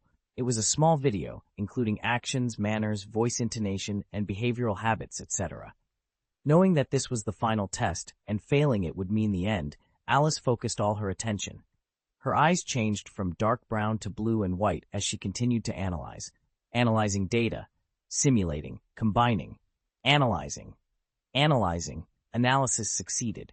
Immediately afterward, Alice transformed into the woman in the video at a speed visible to the naked eye, even replicating the dress exactly. Please start your performance, Duke raised his hand and said. The road of life is like underwear. There is no one that is not chosen by oneself. Sister takes care of you as a newcomer. Now there are 2 places. You see, the little alley is reserved for you, and the entire Longfu Temple Square is for you. Such a small amount of information can't be finished in 2 hours. Shameless. Can I get out of here? But my sister believes in you. Guess which episode it is from? Diana was a little surprised. Alice had learned it in an instant, and it was exactly the same, as if printed from the same mold. Duke clapped his hands and praised. Not bad, not bad. Lifelike, facial expressions, voices, movements, and manners. It can't be seen that you are imitating at all. Not bad, very good. Thank you, Lord Fashion, for your praise. Alice breathed a sigh of relief, finally passing the test. When did I praise you? Duke's face changed as soon as he said it, becoming cold in an instant. I'm curious, since your master Starscream came to Serendi, Artemy, why did you send people to? Attack Stark Enterprises? It's very strange and inconsistent, Duke remarked, his voice laced with suspicion. Alice panicked instantly. I can explain this. You don't need to explain. Eggs can't be put in the same basket. I understand your situation, but I won't forgive you. You are not qualified to play tricks on me. With a loud thud, Alice sat on the ground in fright. She understood that this was indeed a plot against Megatron. I accept your surrender, but Starscream, forget it. You can stay here for now, and we'll discuss your problem after all this is over, Duke said as he walked out. Oh, by the way, change back to your previous appearance. This body, you are not worthy. Terrified, Alice quickly reverted to her original form. Leon, arrange a room for her, and make sure she doesn't come out for the time being, Duke instructed. Understood, Master, Leon replied. Diana hesitated for a moment before catching up with Duke. Who is that person? Your former girlfriend? Cough. How is it possible, honey? Don't make wild guesses. She's just a favorite female star, Duke reassured her. In his free time, Duke had browsed Google. Some people were still there, while others were gone. According to the rules of the parallel world, she might be a lawyer in this life, or perhaps a child of an ordinary family. On this different Marvel planet, he had never seen this actress online. On the original Earth, she became one of the 4 little stars this year, and it was also the year Duke discovered her through his favorite TV series, Sword of Heaven. But now, without this person, it seemed that the rules of the parallel world had been followed. Okay, Diana said, paying attention and planning to search for this person's information later. Unfortunately, she was destined to be disappointed. Then can you tell me who Yondu is? Diana asked. A scumbag. Although he changed in the end, he is still a scumbag now, Duke replied. Why? From what you said, does Yondu like robots? Diana inquired, puzzled. In Contraxia Star, there is a unique planet full of a punk mechanical world. In this world, there is a special culture, that is, the Robot Girl Branch Girl, Duke explained. Ah, so perverted? You saw it again when you were roaming in the astral world. Wait, you won't also? Diana looked at him suspiciously. Ahem, my dear, what are you thinking about? At that time, I was just a spiritual body. I didn't have that kind of ability. Do you think I like to roam and be a monk for 10 or 20 years every time? Duke said, sounding a bit sad. Diana remained silent, processing the information. End of this chapter. Chapter 213. 2-Step Stark Enterprises. It was late at night, and Tony Stark was still engrossed in studying the Matrix in his laboratory. It's unbelievable that this thing can give life to ordinary machines. Jarvis, can you scan their life forms? Tony asked, his eyes fixed on the mysterious object. Sir, I'm sorry. This is not a known life form on Earth, and it cannot be analyzed in a short time. It has been uploaded to the database and backed up. But it seems to be a form between life and death, Jarvis responded. Between life and death? Is it similar to a virus? Tony inquired, intrigued. It's different, but somewhat similar, Jarvis explained. The composition of a virus is very simple, primarily protein, but it cannot replicate itself and must rely on the host's cells. Once it leaves the host's cells and is exposed to the air, it will lose its life within 10 minutes to a few hours. So, a virus is a life form between the dead and and the living. Tony pondered this carefully. It did seem similar to Cybertron's robots. After a robot dies, it isn't truly dead. Injecting the energy of the fire source can bring it back to life. Isn't that an existence between the living and the dead? Could it be that Cybertron is a virus? Tony mused aloud. Outside the window, several small robots clinging to the wall were eavesdropping, visibly agitated. Did he just call us viruses? One of them grumbled. What a jerk, another muttered. Let's make him a virus, a third suggested angrily. Everyone be quiet.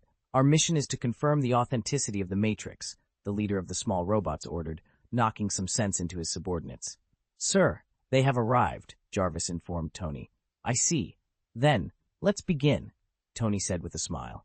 He donned the Iron Man suit, MK3, and began operating the Matrix. Just like turning a mobile phone into a mobile phone robot in Transformers, Tony placed a small piece of metal into the transparent glass cube of an unknown material and powered it up.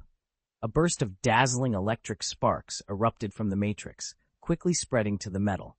The small robots outside widened their eyes in astonishment. They watched as the piece of metal stood up and transformed into a creature resembling a crab. It was extremely fierce, its large pincers clicking against the glass, quickly creating cracks. It's true, one of the robots exclaimed. Notify Lord Starscream immediately, the leader ordered.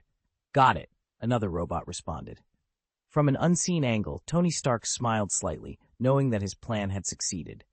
The next step was to confront Starscream, pretend to fail, let the opponent steal the Matrix, and then take him down. But he wasn't entirely acting. Jarvis, did you record the transformation just now? Tony asked. Already recorded, but it cannot be 100% analyzed. A backup has been uploaded, Jarvis confirmed. Okay, Tony acknowledged. Meanwhile, Starscream had already quietly infiltrated New York. To avoid detection, he had transformed into a car and parked on the side of the road. Contrary to popular belief, Decepticons could transform into more than just airplanes. Starscream could also become a car. Just then, the radio receiving channel activated automatically. Master Starscream, it has been confirmed that the Matrix is real, a voice reported. Oh, how did you confirm it? Starscream asked. We saw with our own eyes that the power of the Matrix turned a piece of machinery into one of our kind, so it should be real, the voice explained. Understood. Closely monitor his movements. I will set off shortly, Starscream instructed. Yes, Lord Starscream, the voice responded. Starscream was a bit confused. He didn't know much about the original Matrix, but he knew it was the leader module, created by the great 13 leaders based on the source of fire. It was supposed to have the same effect. However, to confirm its authenticity, he decided to contact Megatron. Master Megatron, we have identified the location of the original Matrix, but I have a little doubt. Can the Matrix transform a machine into the life of Cybertron? Starscream inquired. At that moment, Megatron was still in the sky. Yes, he confirmed. Then I understand. Let's retrieve the original Matrix. But, Master Megatron, once I take the Matrix, the other party will definitely notice. So, will you come down too? Starscream asked, seeking assurance. We are in a hurry, Starscream laughed. Just do your own thing. Megatron snorted coldly. I'll be going down soon. That would be best. You wouldn't want to see me being hunted down and the Matrix taken back by someone else, right? Starscream smiled. After getting the Matrix, go to Pyramid Country immediately. We will wait for you there. I will transmit the map to you. I obey, Master Megatron, Starscream said humbly. He then turned around and started the car, connecting to another person's number. Mr. Pierce, it's time to fulfill your promise. Alexander Pierce responded. The first and third teams have already set off and are ambushing outside Karazhan, but I haven't seen your people from Cybertron appear. Alexander Pierce, you have no room to retreat. Our hermit warriors have already been dispatched, and the mechanical dog is lurking on the northwest side. We can launch an offensive now. Starscream hung up the phone. Humble humans, actually threatening me? Indeed, the hermit warriors had already set off. Alice was not the last hermit warrior. There were many more hidden in the world. However, their degree of humanoid appearance was not as high as Alice's. They looked like humans, but their skin was as hard as iron to the touch. Most of them had turned into men, big muscular men, with bodies that seemed to be the result of intense training. If it was a woman, her physique would be equally formidable. Alexander Pierce was furious. He gritted his teeth, almost collapsing. Damn it. Boss, we expected him to break his promise, so you don't have to be angry. Those people are not ours anyway, Agent Sitwell laughed. Humph, he has a good plan, but I have a better one. I knew those damn Cybertronians would break their promises, Alexander Pierce sneered. How could he dispatch his Hydra team? Even if caught, they wouldn't reveal anything, but they were his direct subordinates after all. Have you locked on to Starscream's position? Sitwell asked with a sneer. It's locked, Sitwell confirmed. Although I don't know the reason for attacking Stark Enterprises, there will definitely be a next move.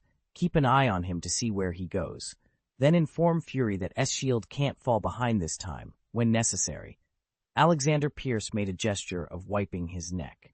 Understood. Starscream will not be allowed to survive, Sitwell said with a grin. Good. Let's go. End of this chapter. Chapter 214. The Vacation Ends. The location of the Hermit Warrior's ambush is quite intriguing. It happens to be in the northwest of Karajan, aligned with the X-Men Academy. Karajan is situated in the middle, and the Hermit Warrior's ambush is strategically placed far enough from the X-Men Academy to avoid being attacked from both sides. Meanwhile, the forces arranged by Alexander Pierce are positioned to the south of Karajan, not far from the X-Men Academy. It's not that they are foolish, they simply had no other choice. Westchester, where Karajan is located, is a small hill with dense forests, making it difficult to access from other directions. Only the south is suitable for lurking, so they had to take this risky approach. However, Hermit Warriors have an advantage. They can fly. Brothers, we have received the order to start the attack, the leader of the first team shouted. Remember, our main goal is to harass and attract attention. Have you memorized the evacuation location? Yes, we remember. Good, brethren. See you alive. Amen.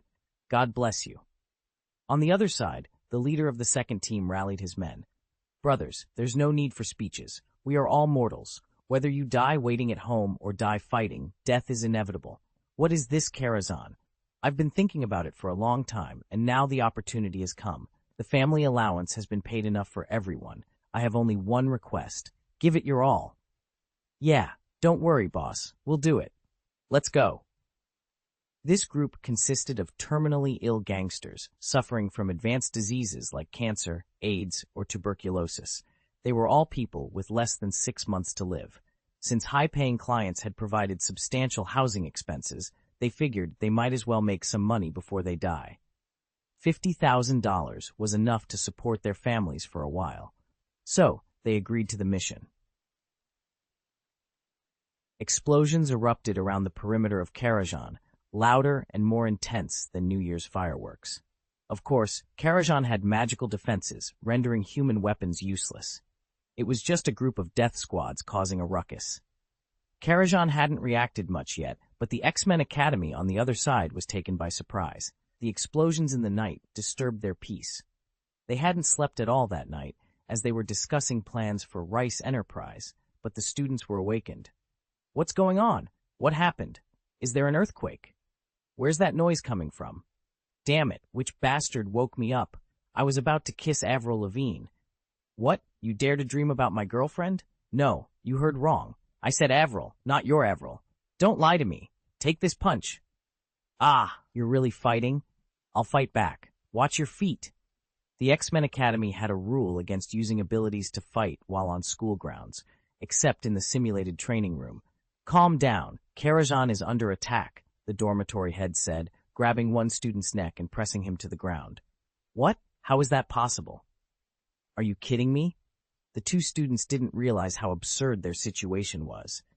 Karajan was a formidable place, owned by Duke, the god of law, who could even defeat Superman. Who would dare to attack him? It seemed like a big joke. But when they looked up, who the hell is crazy enough to do this? Yeah, if you want to die, don't disturb my sleep. The bigwigs in the meeting room were also taken aback and rushed out. Storm and Jean Grey went to calm the frightened students. All right, everyone, go back to sleep.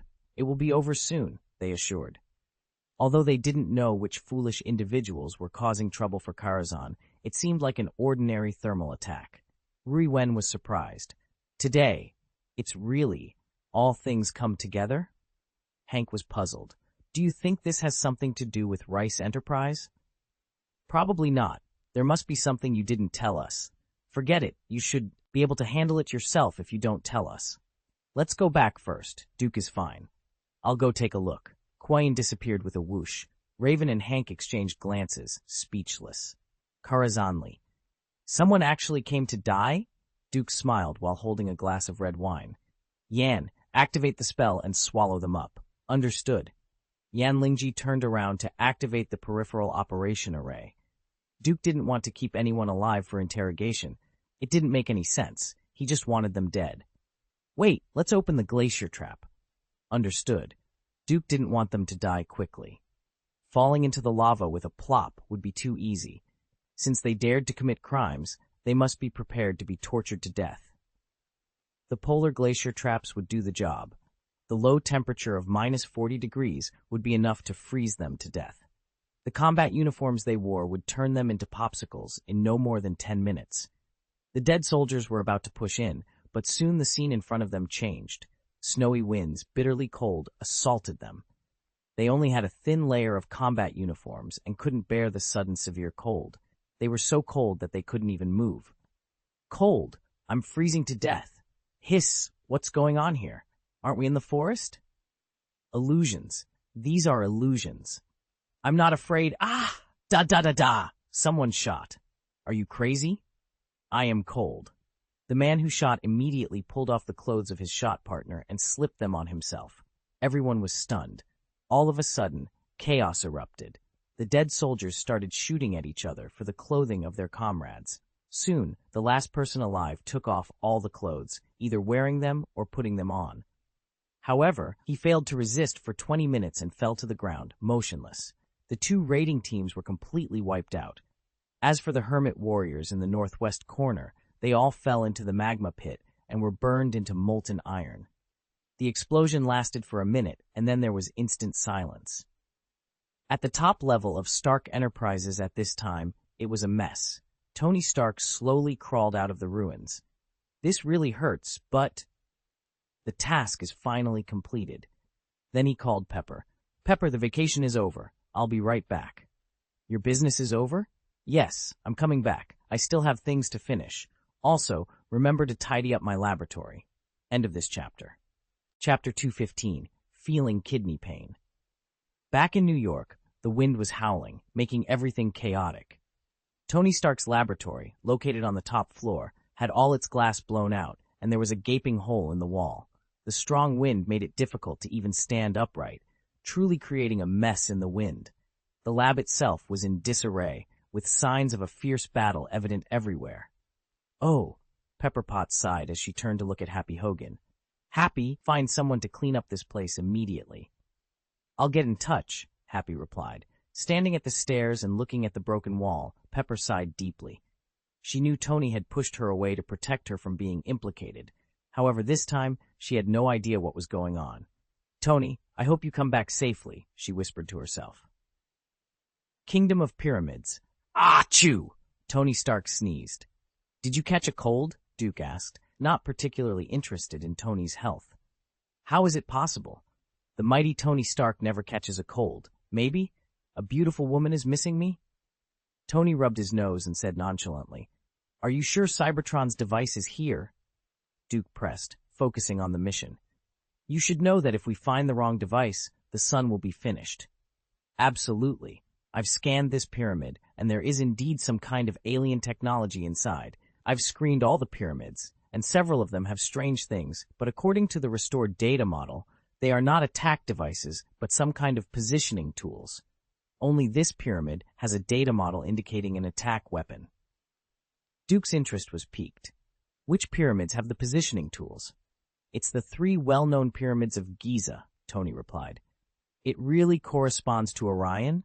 Duke mused. The construction of the pyramids aligns with the positions of the stars in Orion with unprecedented accuracy, and the 3 great pyramids of Giza represent the positions and sizes of the 3 stars in Orion. I don't know, Tony admitted, shaking his head. Duke didn't delve further. Perhaps Orion really has a civilization that visited Earth. There are too many secrets in the pyramids yet to be discovered. It seems that many have interfered with their construction, such as Apocalypse and the fallen King Kong. The group hid in the mirror space, quietly waiting for the impending scene.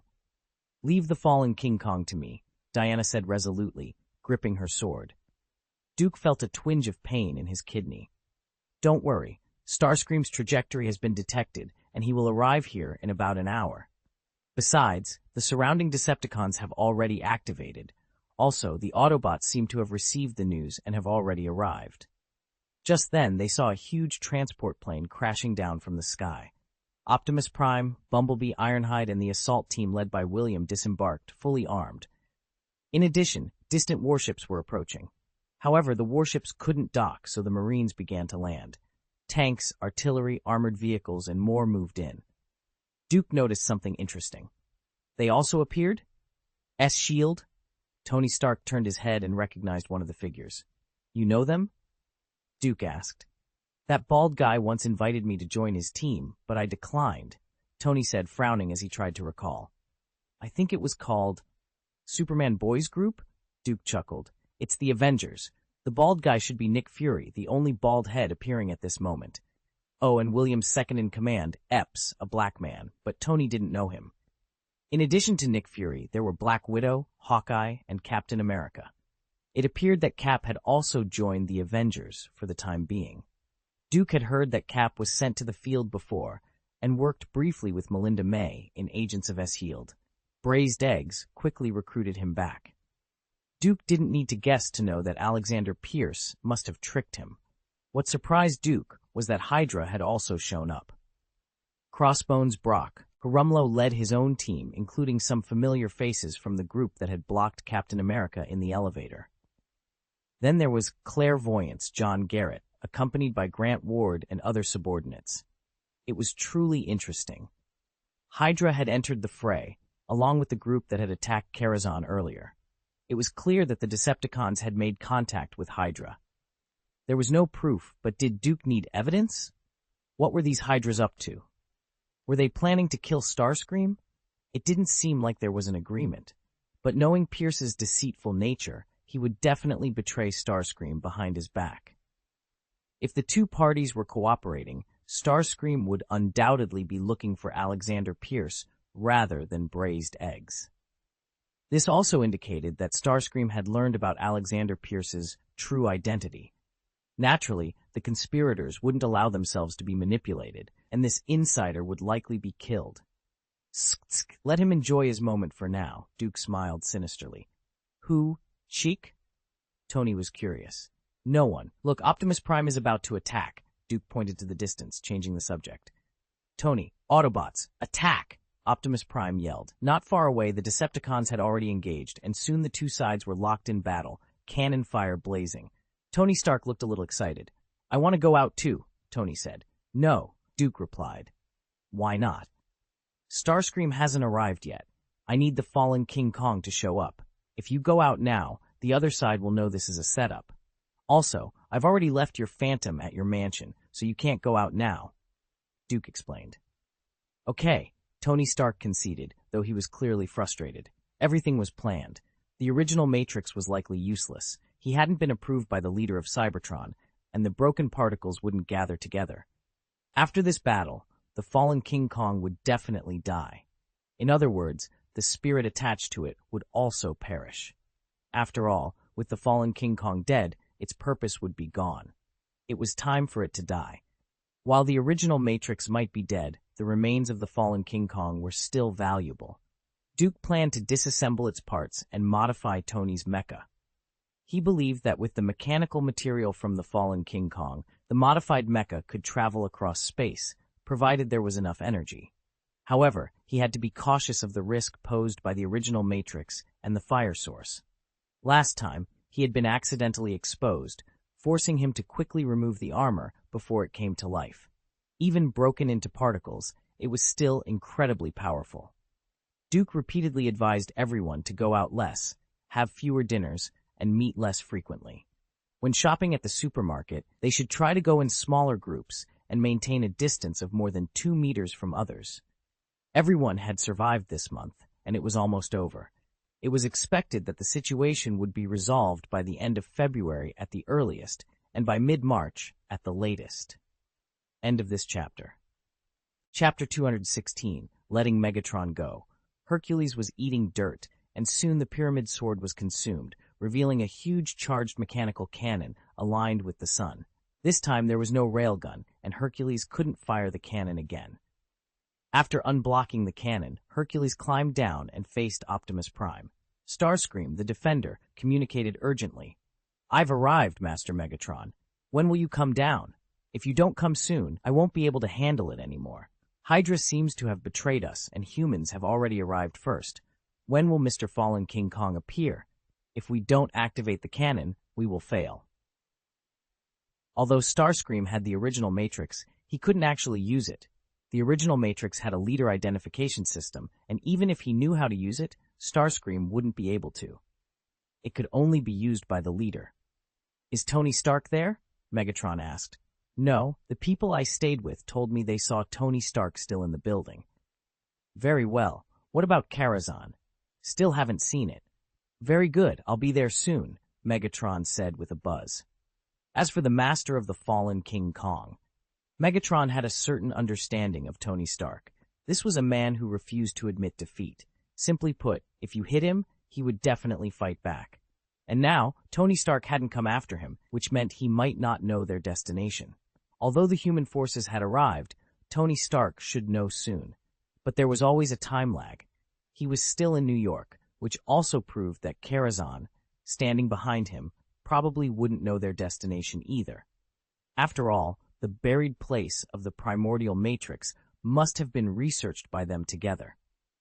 The fire source was in Karazhan, and if Tony Stark wanted to dig out the data, it was impossible to bypass Duke. "I am coming!" The huge black figure of the fallen king slid down from the sky in an instant, flashing over. Suddenly, it appeared next to the cannon.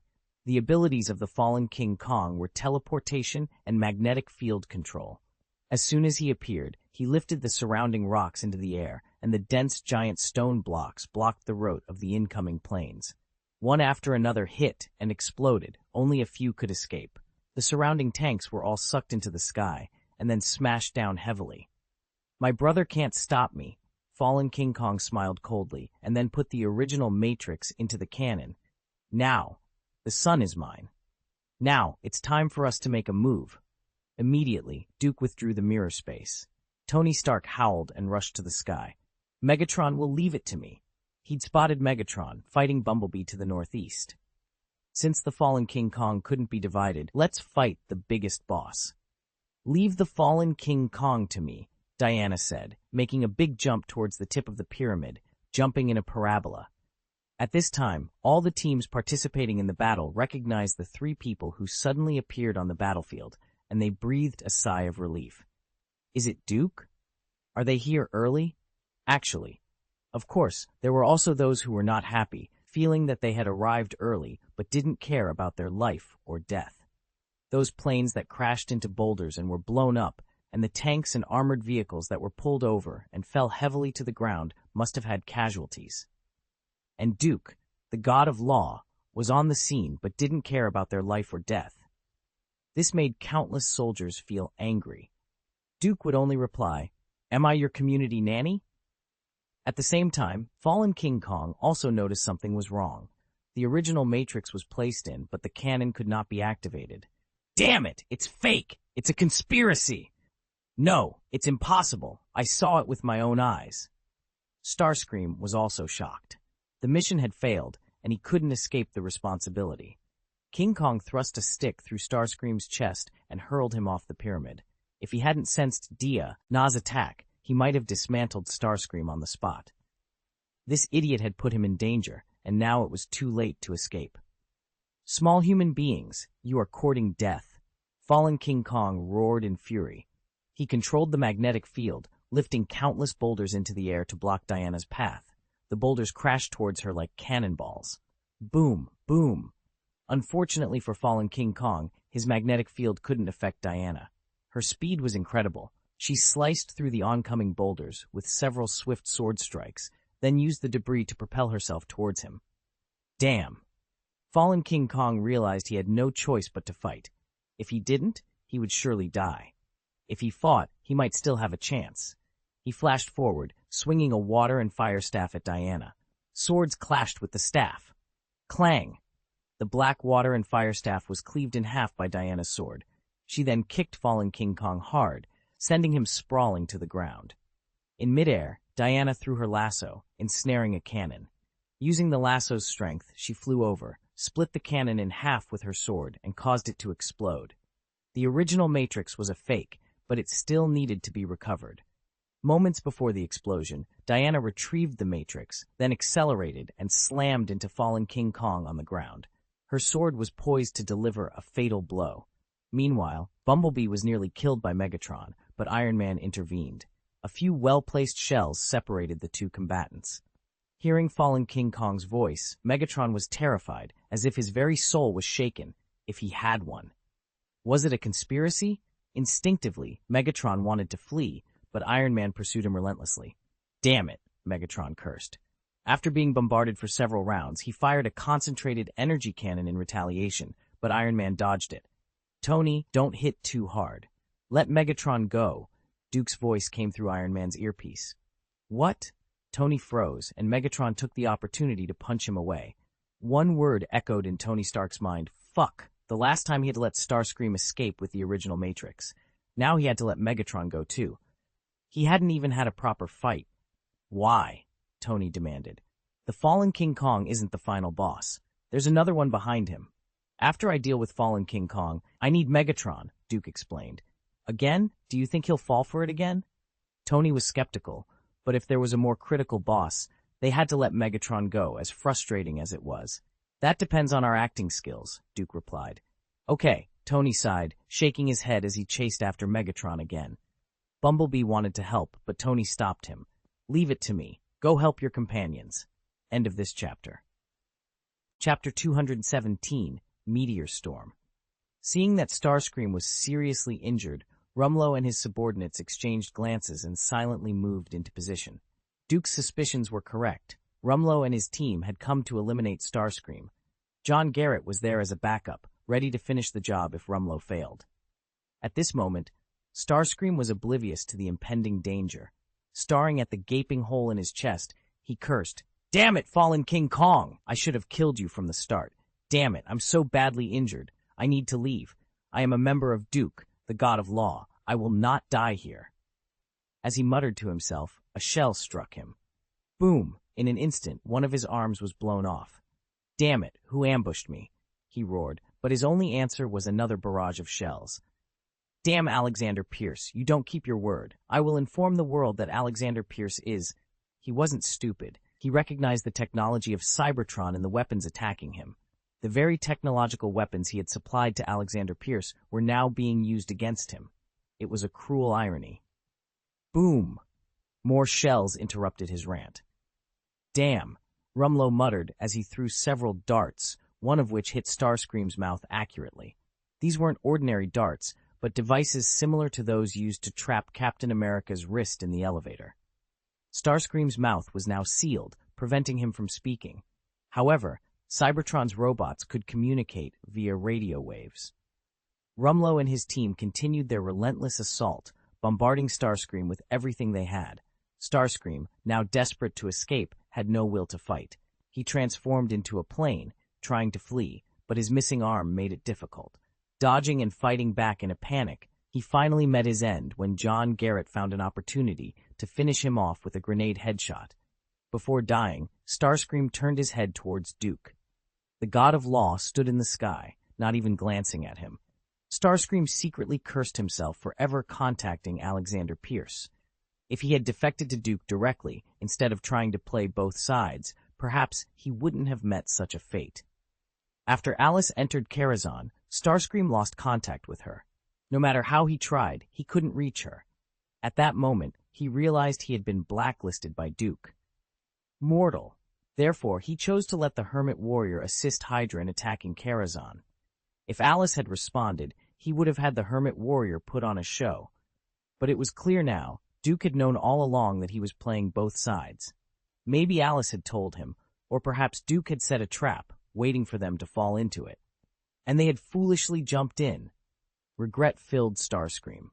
If he had chosen to join Duke back then, instead of trying to please both sides, he wouldn't have died so humiliatingly. But there was no medicine for regret in this world. By the time he decided to side bet, Duke had already discarded him. Now thinking back, maybe even Master Megatron had noticed his duplicity. Regret. Of course, he didn't hate Duke or Megatron, he only hated Alexander Pierce for his deceit. Unfortunately, his communication equipment had been destroyed, and he couldn't send out any messages. Knowing his body would be used for research after his death, Starscream wanted to self-destruct. Unfortunately, he didn't have that function. In the end, his consciousness faded completely. "It's really not easy to kill him," Rumlow remarked. "It's all right," Garrett replied. "A little injury, it's okay," Rumlow assured him. "Thanks." Rumlow nodded at Garrett, who didn't know Garrett's true identity. "You're welcome." "Huh? What is this?" One of Rumlow's men noticed something strange. There was a purple flash on Starscream's body. Before Rumlow could process what was happening, the entire battlefield was thrown into chaos as the sky ignited. In the center of the sky, a massive vortex formed, swirling with clouds that resembled molten lava. Black and red hues intertwined, creating a mesmerizing yet terrifying spectacle. As the vortex's center grew redder, it eventually turned incandescent white. The sky darkened, casting an oppressive shadow over everyone below. The sense of impending doom was palpable, making it hard for people to breathe. Some even collapsed to the ground, feeling as though the sky was so low they could touch it by simply raising their hands. Directly beneath the swirling clouds stood the god of law, Duke. It was clear that this dramatic change in the sky was his doing. Arcane beacon lock, meteor storm. Everyone on the battlefield was stunned to see a purple flash on the bodies of all the Decepticons. Could it be that? "Look, the sky," Black Epps shouted. William, looking up, was dumbfounded but quickly understood. "Everyone, stay away from the Decepticons. Why should they keep away?" The soldiers were momentarily confused until they saw a massive, flaming meteorite emerging from the incandescent white center of the vortex. The meteorite descended with such violent wind pressure that it felt like their hearts would stop. And it wasn't just one meteorite, more followed, each one more terrifying than the last. "Shit! Crab special!" The warriors quickly realized that the purple flash on the Decepticons was some sort of positioning marker. They needed to retreat immediately to avoid being caught in the destruction. The army withdrew in haste, soldiers running faster than they ever had. Tanks and armored vehicles turned around frantically. Even the Autobots, initially shocked by the celestial display, quickly distanced themselves from their Decepticon foes. The Decepticons, however, were bewildered. Where could they go? Where could they hide? It was too late for them to escape. By the time they thought of rushing into the human ranks to cause mutual destruction, the meteors were already upon them. The bolides crashed down with apocalyptic force. Boom, boom, boom. The meteor storm, an upgraded version of Meteor, summoned meteors that landed on the target location after 3 seconds, causing devastating fire damage and scorching the ground. It was far more violent than a meteor shower, more akin to a cataclysmic event. 2 years ago today, I wanted to cook some meatballs, so I stopped the water. Today, 2 years later, the epidemic has struck, and we are not allowed to leave the house. The water pipes in the community burst, cutting off the water supply. Nima, why don't you just shut off the electricity too and lock us in the house to wait? February 2nd is cursed, right? End of this chapter. Chapter 218, The Battle of the Pyramids. The soldiers were all dumbfounded. This was the real God of Law. Huge flaming meteorites struck the Decepticons one after another. Almost in the blink of an eye, they melted into molten iron. Soundwave, Sideways, and others were all smashed into the dirt by the bolides.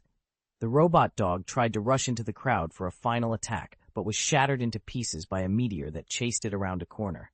Even Hercules, who had been beheaded by Optimus Prime, and Starscream, who was hacked to death, were not spared from the fiery meteors.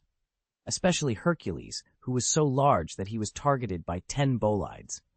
No, Rumlow stretched out his hand, his face pale with shock, reminiscent of a scene from a dramatic movie. The bolides were extremely hot. Even from a distance, the heat wave was palpable, and the skin of those closer was burned. Through the telescope, it was clear that all the Decepticons hit by the bolides turned into molten iron. Even the massive Hercules melted in just 10 seconds. Rumlow, Garrett, and the others were stunned, unable to comprehend what had just happened. Not only them, but S.H.I.E.L.D. on Fury's side and the Special Forces on William's side were also dumbfounded. They had all hoped to recover the Decepticons' mecha for research and use, but now it was just a puddle of molten iron. Although these molten iron could solidify and still be useful materials, they had hoped to study Cybertron's mechanical bodies intact, like cutting-edge chips. They wanted to retrieve the chip whole for research, not as melted iron. Under the ultra-high temperature of the bolides, not only were complete Cybertron parts destroyed, but even the molten iron was reduced to almost nothing. The idea of taking back the material was laughable. No. The Fallen King also panicked. All his subordinates were wiped out. He had to run, but a defeated warrior cannot escape. Everyone immediately turned their heads to look. Yes, there was one left, not yet smashed into molten iron. The Fallen King tried to teleport away, but just as he was about to leave, he was dragged back by the heroine's lasso of truth. Her long sword, burning with flames, pierced right through him. No, impossible. I am, he howled in despair. The long sword entered 7 times and exited 7 times, finally splitting the Fallen King's head in half. The original 13 leaders were completely defeated. The Battle of the Pyramids was over. However, no one dared to speak. They were so shocked by the power of the God of Law that they couldn't move. After a while, Tony flew back, looking very embarrassed, with scars all over his red armor. Sorry, I underestimated Megatron's strength and let him get away, Tony admitted. Duke smiled and patted Tony on the shoulder. It's okay, we'll fight back in a few years, and it will be much more ruthless then. Let him run for now. Tony shrugged and smiled. He had taken a few hits on purpose. The injury wasn't serious, just a cracked arm bone. No big deal, it would heal in a week. Thank you, the strong men of humanity. Optimus Prime approached, kneeling on one knee and giving a chest salute. Thank you for your support. If you need any help, please ask. The Decepticon corpses were all incinerated into water and then evaporated, leaving the warriors frustrated with no loot left. Only the Autobots breathed a sigh of relief. To be honest, Optimus Prime didn't want to have conflicts with humans on Earth, but that didn't mean they could always be oppressed and bullied. The Autobots were not weak. They sought an equal and cooperative relationship. Although the Decepticons are their enemies, they are still Cybron's compatriots. How could they allow the Earthlings to take away their compatriots' bodies, dismember them, and study them in various ways? But if Earth asks for it, he can't refuse. At the beginning of the battle, he was struggling, but now that everything is settled, he doesn't have to worry about anything. So, thanks are still needed. You're welcome. There's till a big battle down there. If necessary, I will contact you, Duke smiled, dragging the corpse of the fallen King Kong, and was about to leave. Mr. Duke, Optimus Prime was curious. The other Decepticons were gone, leaving only the mecha corpse of the fallen King Kong. Oh, I have a use for this. Don't worry, it's safe with me, Duke reassured. At this moment, Rumlow walked over quickly. Mr. Duke, can you give it to S.H.I.E.L.D.? S.H.I.E.L.D. will appreciate your favor. Duke glanced at Nick Fury, who was walking slowly behind, and then looked at Rumlow. At this time, what does your director mean, or are you good at making decisions? Nick Fury was also a little puzzled. This Rumlow actually surpassed him to make a claim.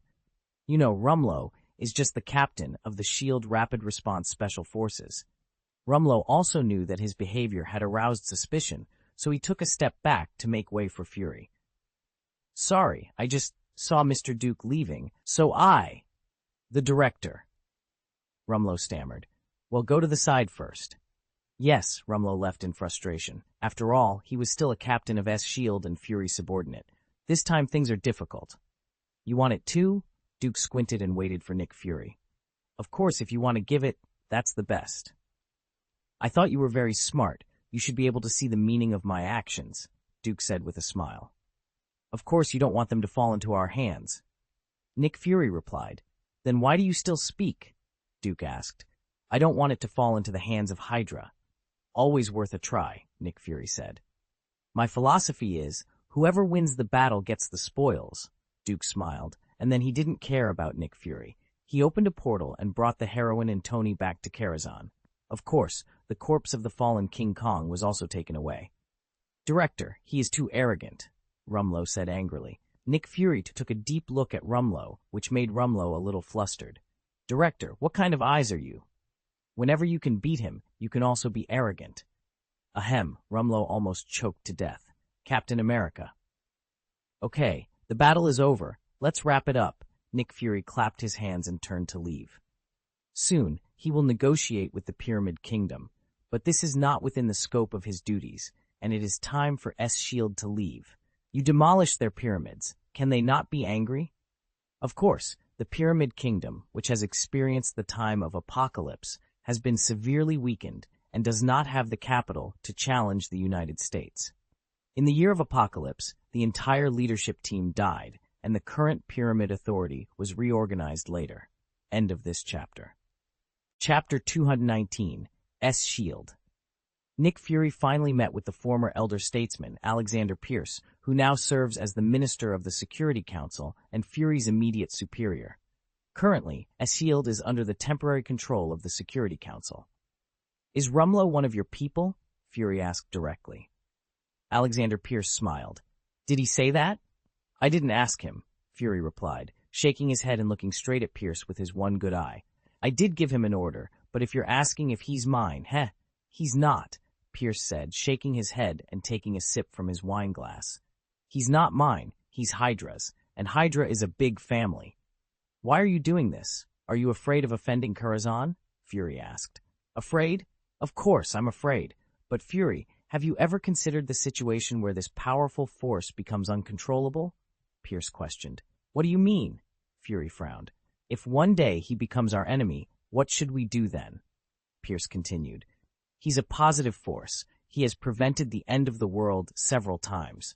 I think you know that well, Fury said loudly. Pierce nodded and placed his wine glass on the table. You're right. I did say if. Can you guarantee that he will always be a positive force? Can you guarantee that one day in the future he won't become our enemy or the world's enemy? Fury paused, considering Pierce's words. Fury, you have to understand that he practices magic. On this mysterious journey, you and I don't know how many temptations there are. Who's to say he won't one day succumb to them and become our enemy? I took precautions. That's why I ordered Rumlow to collect the corpses of the Cybertronians. Maybe one day we can use them. Pierce sighed and patted Fury on the shoulder. You should understand me. Fury sighed, seemingly convinced. But you'll only turn Karazhan against us for no reason, and there's no benefit in doing so. How was I supposed to know he would be there? And even if he participated, I thought he wouldn't be interested in those corpses given his level of strength. Who knew he would destroy those corpses instead of letting us take them? I understand his thinking, but who knew he would just take away the fallen King Kong? Pierce said, looking melancholic. If I had known this, I wouldn't have given Rumlow such an order. He sighed heavily. Rumlow is also a fool who accomplishes nothing. He should have kept quiet after seeing Duke take away the corpse of the fallen King Kong. Who does he think he is to make Duke hand over the corpse? I hate Karazhan. What a waste, Pierce said angrily. He was genuinely furious. He wanted to kill Rumlow for being an idiot. It was clear from Duke's actions that he didn't want to leave those corpses to anyone else. In such an obvious situation, how dare Rumlow approach him? Did he really think he had that much influence? He wasn't foolish enough to go to war with Karazhan, but he could only vent his frustration. After all, Rumlow was very loyal. These days, it's not easy to find a loyal subordinate. Do you think he was really angry? Pierce asked. Who, Duke? How would I know? Fury replied, exasperated. If he is angry, help me to comfort him, Pierce said, patting Fury on the shoulder. Fury stepped back, surprised. Who do you think I am? Do I look like someone who can comfort people? You look much more pleasing to the eye than me. Although not ugly, Fury's large eyeball and intense stare could scare a child. Pierce laughed. I didn't mean you should go, Don't you have someone named Natasha under your command? I remember she's very good at this. She's very good at it, but it depends on who it's for. Well, I understand the situation, so I'll go now, Fury said, shaking his head. As he reached the door, he added, be cautious when dealing with Karajan in the future. Then he left. Pierce patted the table angrily. What a mess. What does that guy mean? Did he see through everything? Otherwise, why would he destroy the remains of Tusk? He's Cybertronians. This isn't about redneck corned eggs. It's about Duke. Duke's actions left him puzzled. In the Chevrolet Suburban, the country bumpkin once again put on his headphones. Damn Alexander Pierce, you don't keep your word. I informed the world that Alexander Pierce is H. He felt very puzzled in his heart. Old man, who are you? This voice transmission had already been sent out on various websites and Starscream's broadcast transmission signal. Pierce knew that Starscream would do this for a long time, so he ordered professionals to monitor the situation. As a result, Starscream was dying and prepared to die together. Fortunately, Rumlow and the others attacked quickly, accurately, and ruthlessly. They killed him before he finished speaking, but the transmission still went out. Almost in the blink of an eye, it was cleared up by professionals. It's also Starscream's fault. He left his own channel. When he first contacted Alexander Pierce, he didn't come in person, but through a network connection. As a result, his own channel was exposed. As soon as it was transmitted, it was swept away by Hydra professionals. But unfortunately, there was still a transmission intercepted by the country bumpkin, and it was Maria Hill. What? The country bumpkin was very confused. Starscream still uttered the last word, but he was killed just as he started. Refers to the pronunciation of Hydra. He couldn't guess this pronunciation in a short time, but he knew that Starscream must have contacted Pierce. Otherwise, Starscream wouldn't have yelled that when he was dying. You don't keep your promise. What's the sigh? What's credit? He didn't know about this for the time being, but it was precisely this sentence that made the country bumpkin believe that Rumlow belonged to the old buddy. Rumlow and his team went there just to get rid of Starscream. As a result, Starscream was forced to say such a sentence before he died, but unfortunately he didn't finish, leaving a puzzle. There is still a doubt, that is, why did Starscream contact Pierce, what kind of cooperation did they have, and why did Starscream find Pierce? If he wanted to find S.H.I.E.L.D., he should have found him as the director. However, this should be impossible because S.H.I.E.L.D. also participated in the battle in Los Angeles. It is impossible for Starscream to cooperate with an enemy. In other words, the old man has an identity that he doesn't know. End of this chapter. Chapter 220, Finding the Hulk Esild, Helicarrier, Chamber of Secrets. How is it? Maria Hill asked. He didn't tell the truth, the country bumpkin sighed. Are those words 100% true? Maybe, maybe not. I haven't believed him since he denied Rumlow was his. Obviously, Rumlow was sent to kill Starscream and eliminate the danger. Rumlow is not only an old friend, but also a close confidant. Why did Starscream find the old buddy, and what kind of benefits and exchanges did the two sides promise? These are the things that puzzled me the most. However, what makes me most vigilant is another hidden identity of the old man. As the boss of S.H.I.E.L.D., the Minister of the Security Council should also be on the same line as S.H.I.E.L.D. But now it seems that is not the case. Otherwise, why would Starscream find a former enemy to cooperate and trade with? This shows that another hidden identity of the old man is very beneficial to Starscream. In other words, this identity is definitely not so positive. Thinking that the old man might be a hidden bad guy, the hillbilly corned egg felt uneasy. However, he received a returning subordinate, which somewhat diluted his worries. Who? Maria Hill asked. In the original Reunion 1, Maria Hill reported to the Security Council that Hawkeye Barton was controlled. Obviously, at this moment, she does not completely belong to S.H.I.E.L.D. She thinks it's just a job, and this is what she thinks is basic procedure. And the hillbilly corned egg obviously did not disclose the members of the Avengers to the Security Council. There are contradictions and differences between the two. Until Avengers 2, Maria Hill was already a confidant who could be entrusted by the hillbilly corned egg, and only she was notified of the fake death. What happened in the middle made the two people gradually agree with each other. Duke didn't know. Maybe after the Battle of Avengers 1? However, because of the Starscream incident this time, she had doubts about the Security Council and even had a strong sense of distrust. In contrast, she chose the hillbilly Corned Egg, even though the Corned Egg was once a comrade in arms of Alexander Pierce. But after probing, Maria Hill found that Potato didn't know about the Starscream messaging incident this time. Of course, she also has another excuse. If the Corned Egg is really in cahoots with Pierce, then she will say, this is her surrender. Then make another plan. But after the trial, it was okay. Bray's Dan and Pierce were not the same. Pierce obviously has another identity, and this hidden identity is the reason why Starscream came to cooperate with him, the country bumpkin said. I agree with your thesis. No matter how stupid Starscream is, he would never cooperate with a former enemy, Maria Hill said.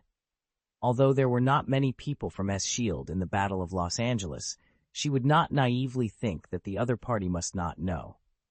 So since the other party might know, why did they come to cooperate with S.H.I.E.L.D.? Starscream doesn't know. Is Pierce the boss of S.H.I.E.L.D.? With Cybertron's technological level, it is too easy to invade the Earth's database. Since Alexander Pierce's obvious role is front, then the hidden identity must be villain. Not so good, so it seems that S.H.I.E.L.D. is not trustworthy anymore. Starscream's last words were, "Damn Alexander Pierce, you don't keep your word. I'm telling the whole world that Alexander Pierce is H." What the hell is this Hill? Please pay attention to me. In addition, the members of S.H.I.E.L.D. have to be on high alert for the time being. Don't tell the third person about this, said the country bumpkin. Although we often say Hydra, the pronunciation of the word should be Hydra. Starscream only shouted the word C and was headshot by Garrett with a grenade. I understand. What about Coulson? Maria Hill asked. I'll handle this myself, said the country bumpkin. It's not that he doesn't trust Phil Coulson. The shocking team in Citted that year, he had already demonstrated his loyalty, but this time the situation was too dangerous for him to be careless. You weren't found when you intercepted the message, right? The country bumpkin suddenly remembered. Don't worry, my technology is very good. My IP address is connected to other places. Even if they want to check, they can only find places like Los Angeles Chicken, Huasheng Stew, Maria Hill said. She was also a computer whiz. That's good. I didn't show any signs of doubting him. I only asked about Rumlow. For the time being, we are still safe. He won't suspect that we got the information. You have to pretend that this didn't happen, the country bumpkin reminded. Don't worry, I'm good at acting. Then go out, so as not to arouse suspicion. Ah. In Brazil, at the port of Porto, the legendary Hulk, Bruce Banner, was lying on the bed with his feet flustered. The computer next to him was turned on, waiting for Mr. Land's reply. Dr. Banner, do you have a leisurely life? A hollow voice suddenly sounded. Who? Bruce Banner sat up abruptly, looking around vigilantly. After finding that there was no one, he ran to the window and began to look around carefully. But still, no one was there. Who the hell? Get out! Banner said angrily. Yo, you can't be angry. Do you want to be a big green guy? It's so strange. I always thought that Dr. Bruce Banner should be the Edward Norton version. Never thought it was the Mark Ruffalo version. Isn't it the plot of The Incredible Hulk now? The actors have changed? The mysterious voice continued. What's the Edward Norton version? What's the Mark Ruffalo version? What are you talking about? Who the hell are you? You've already come. Don't you dare to show up. Bruce Banner still maintained his vigilance and kept looking around. The Hulk that everyone is familiar with is Mark Ruffalo's version, which runs through the entire Marvel Cinematic Universe. As for the Edward Norton version in The Incredible Hulk, not many people are familiar with it.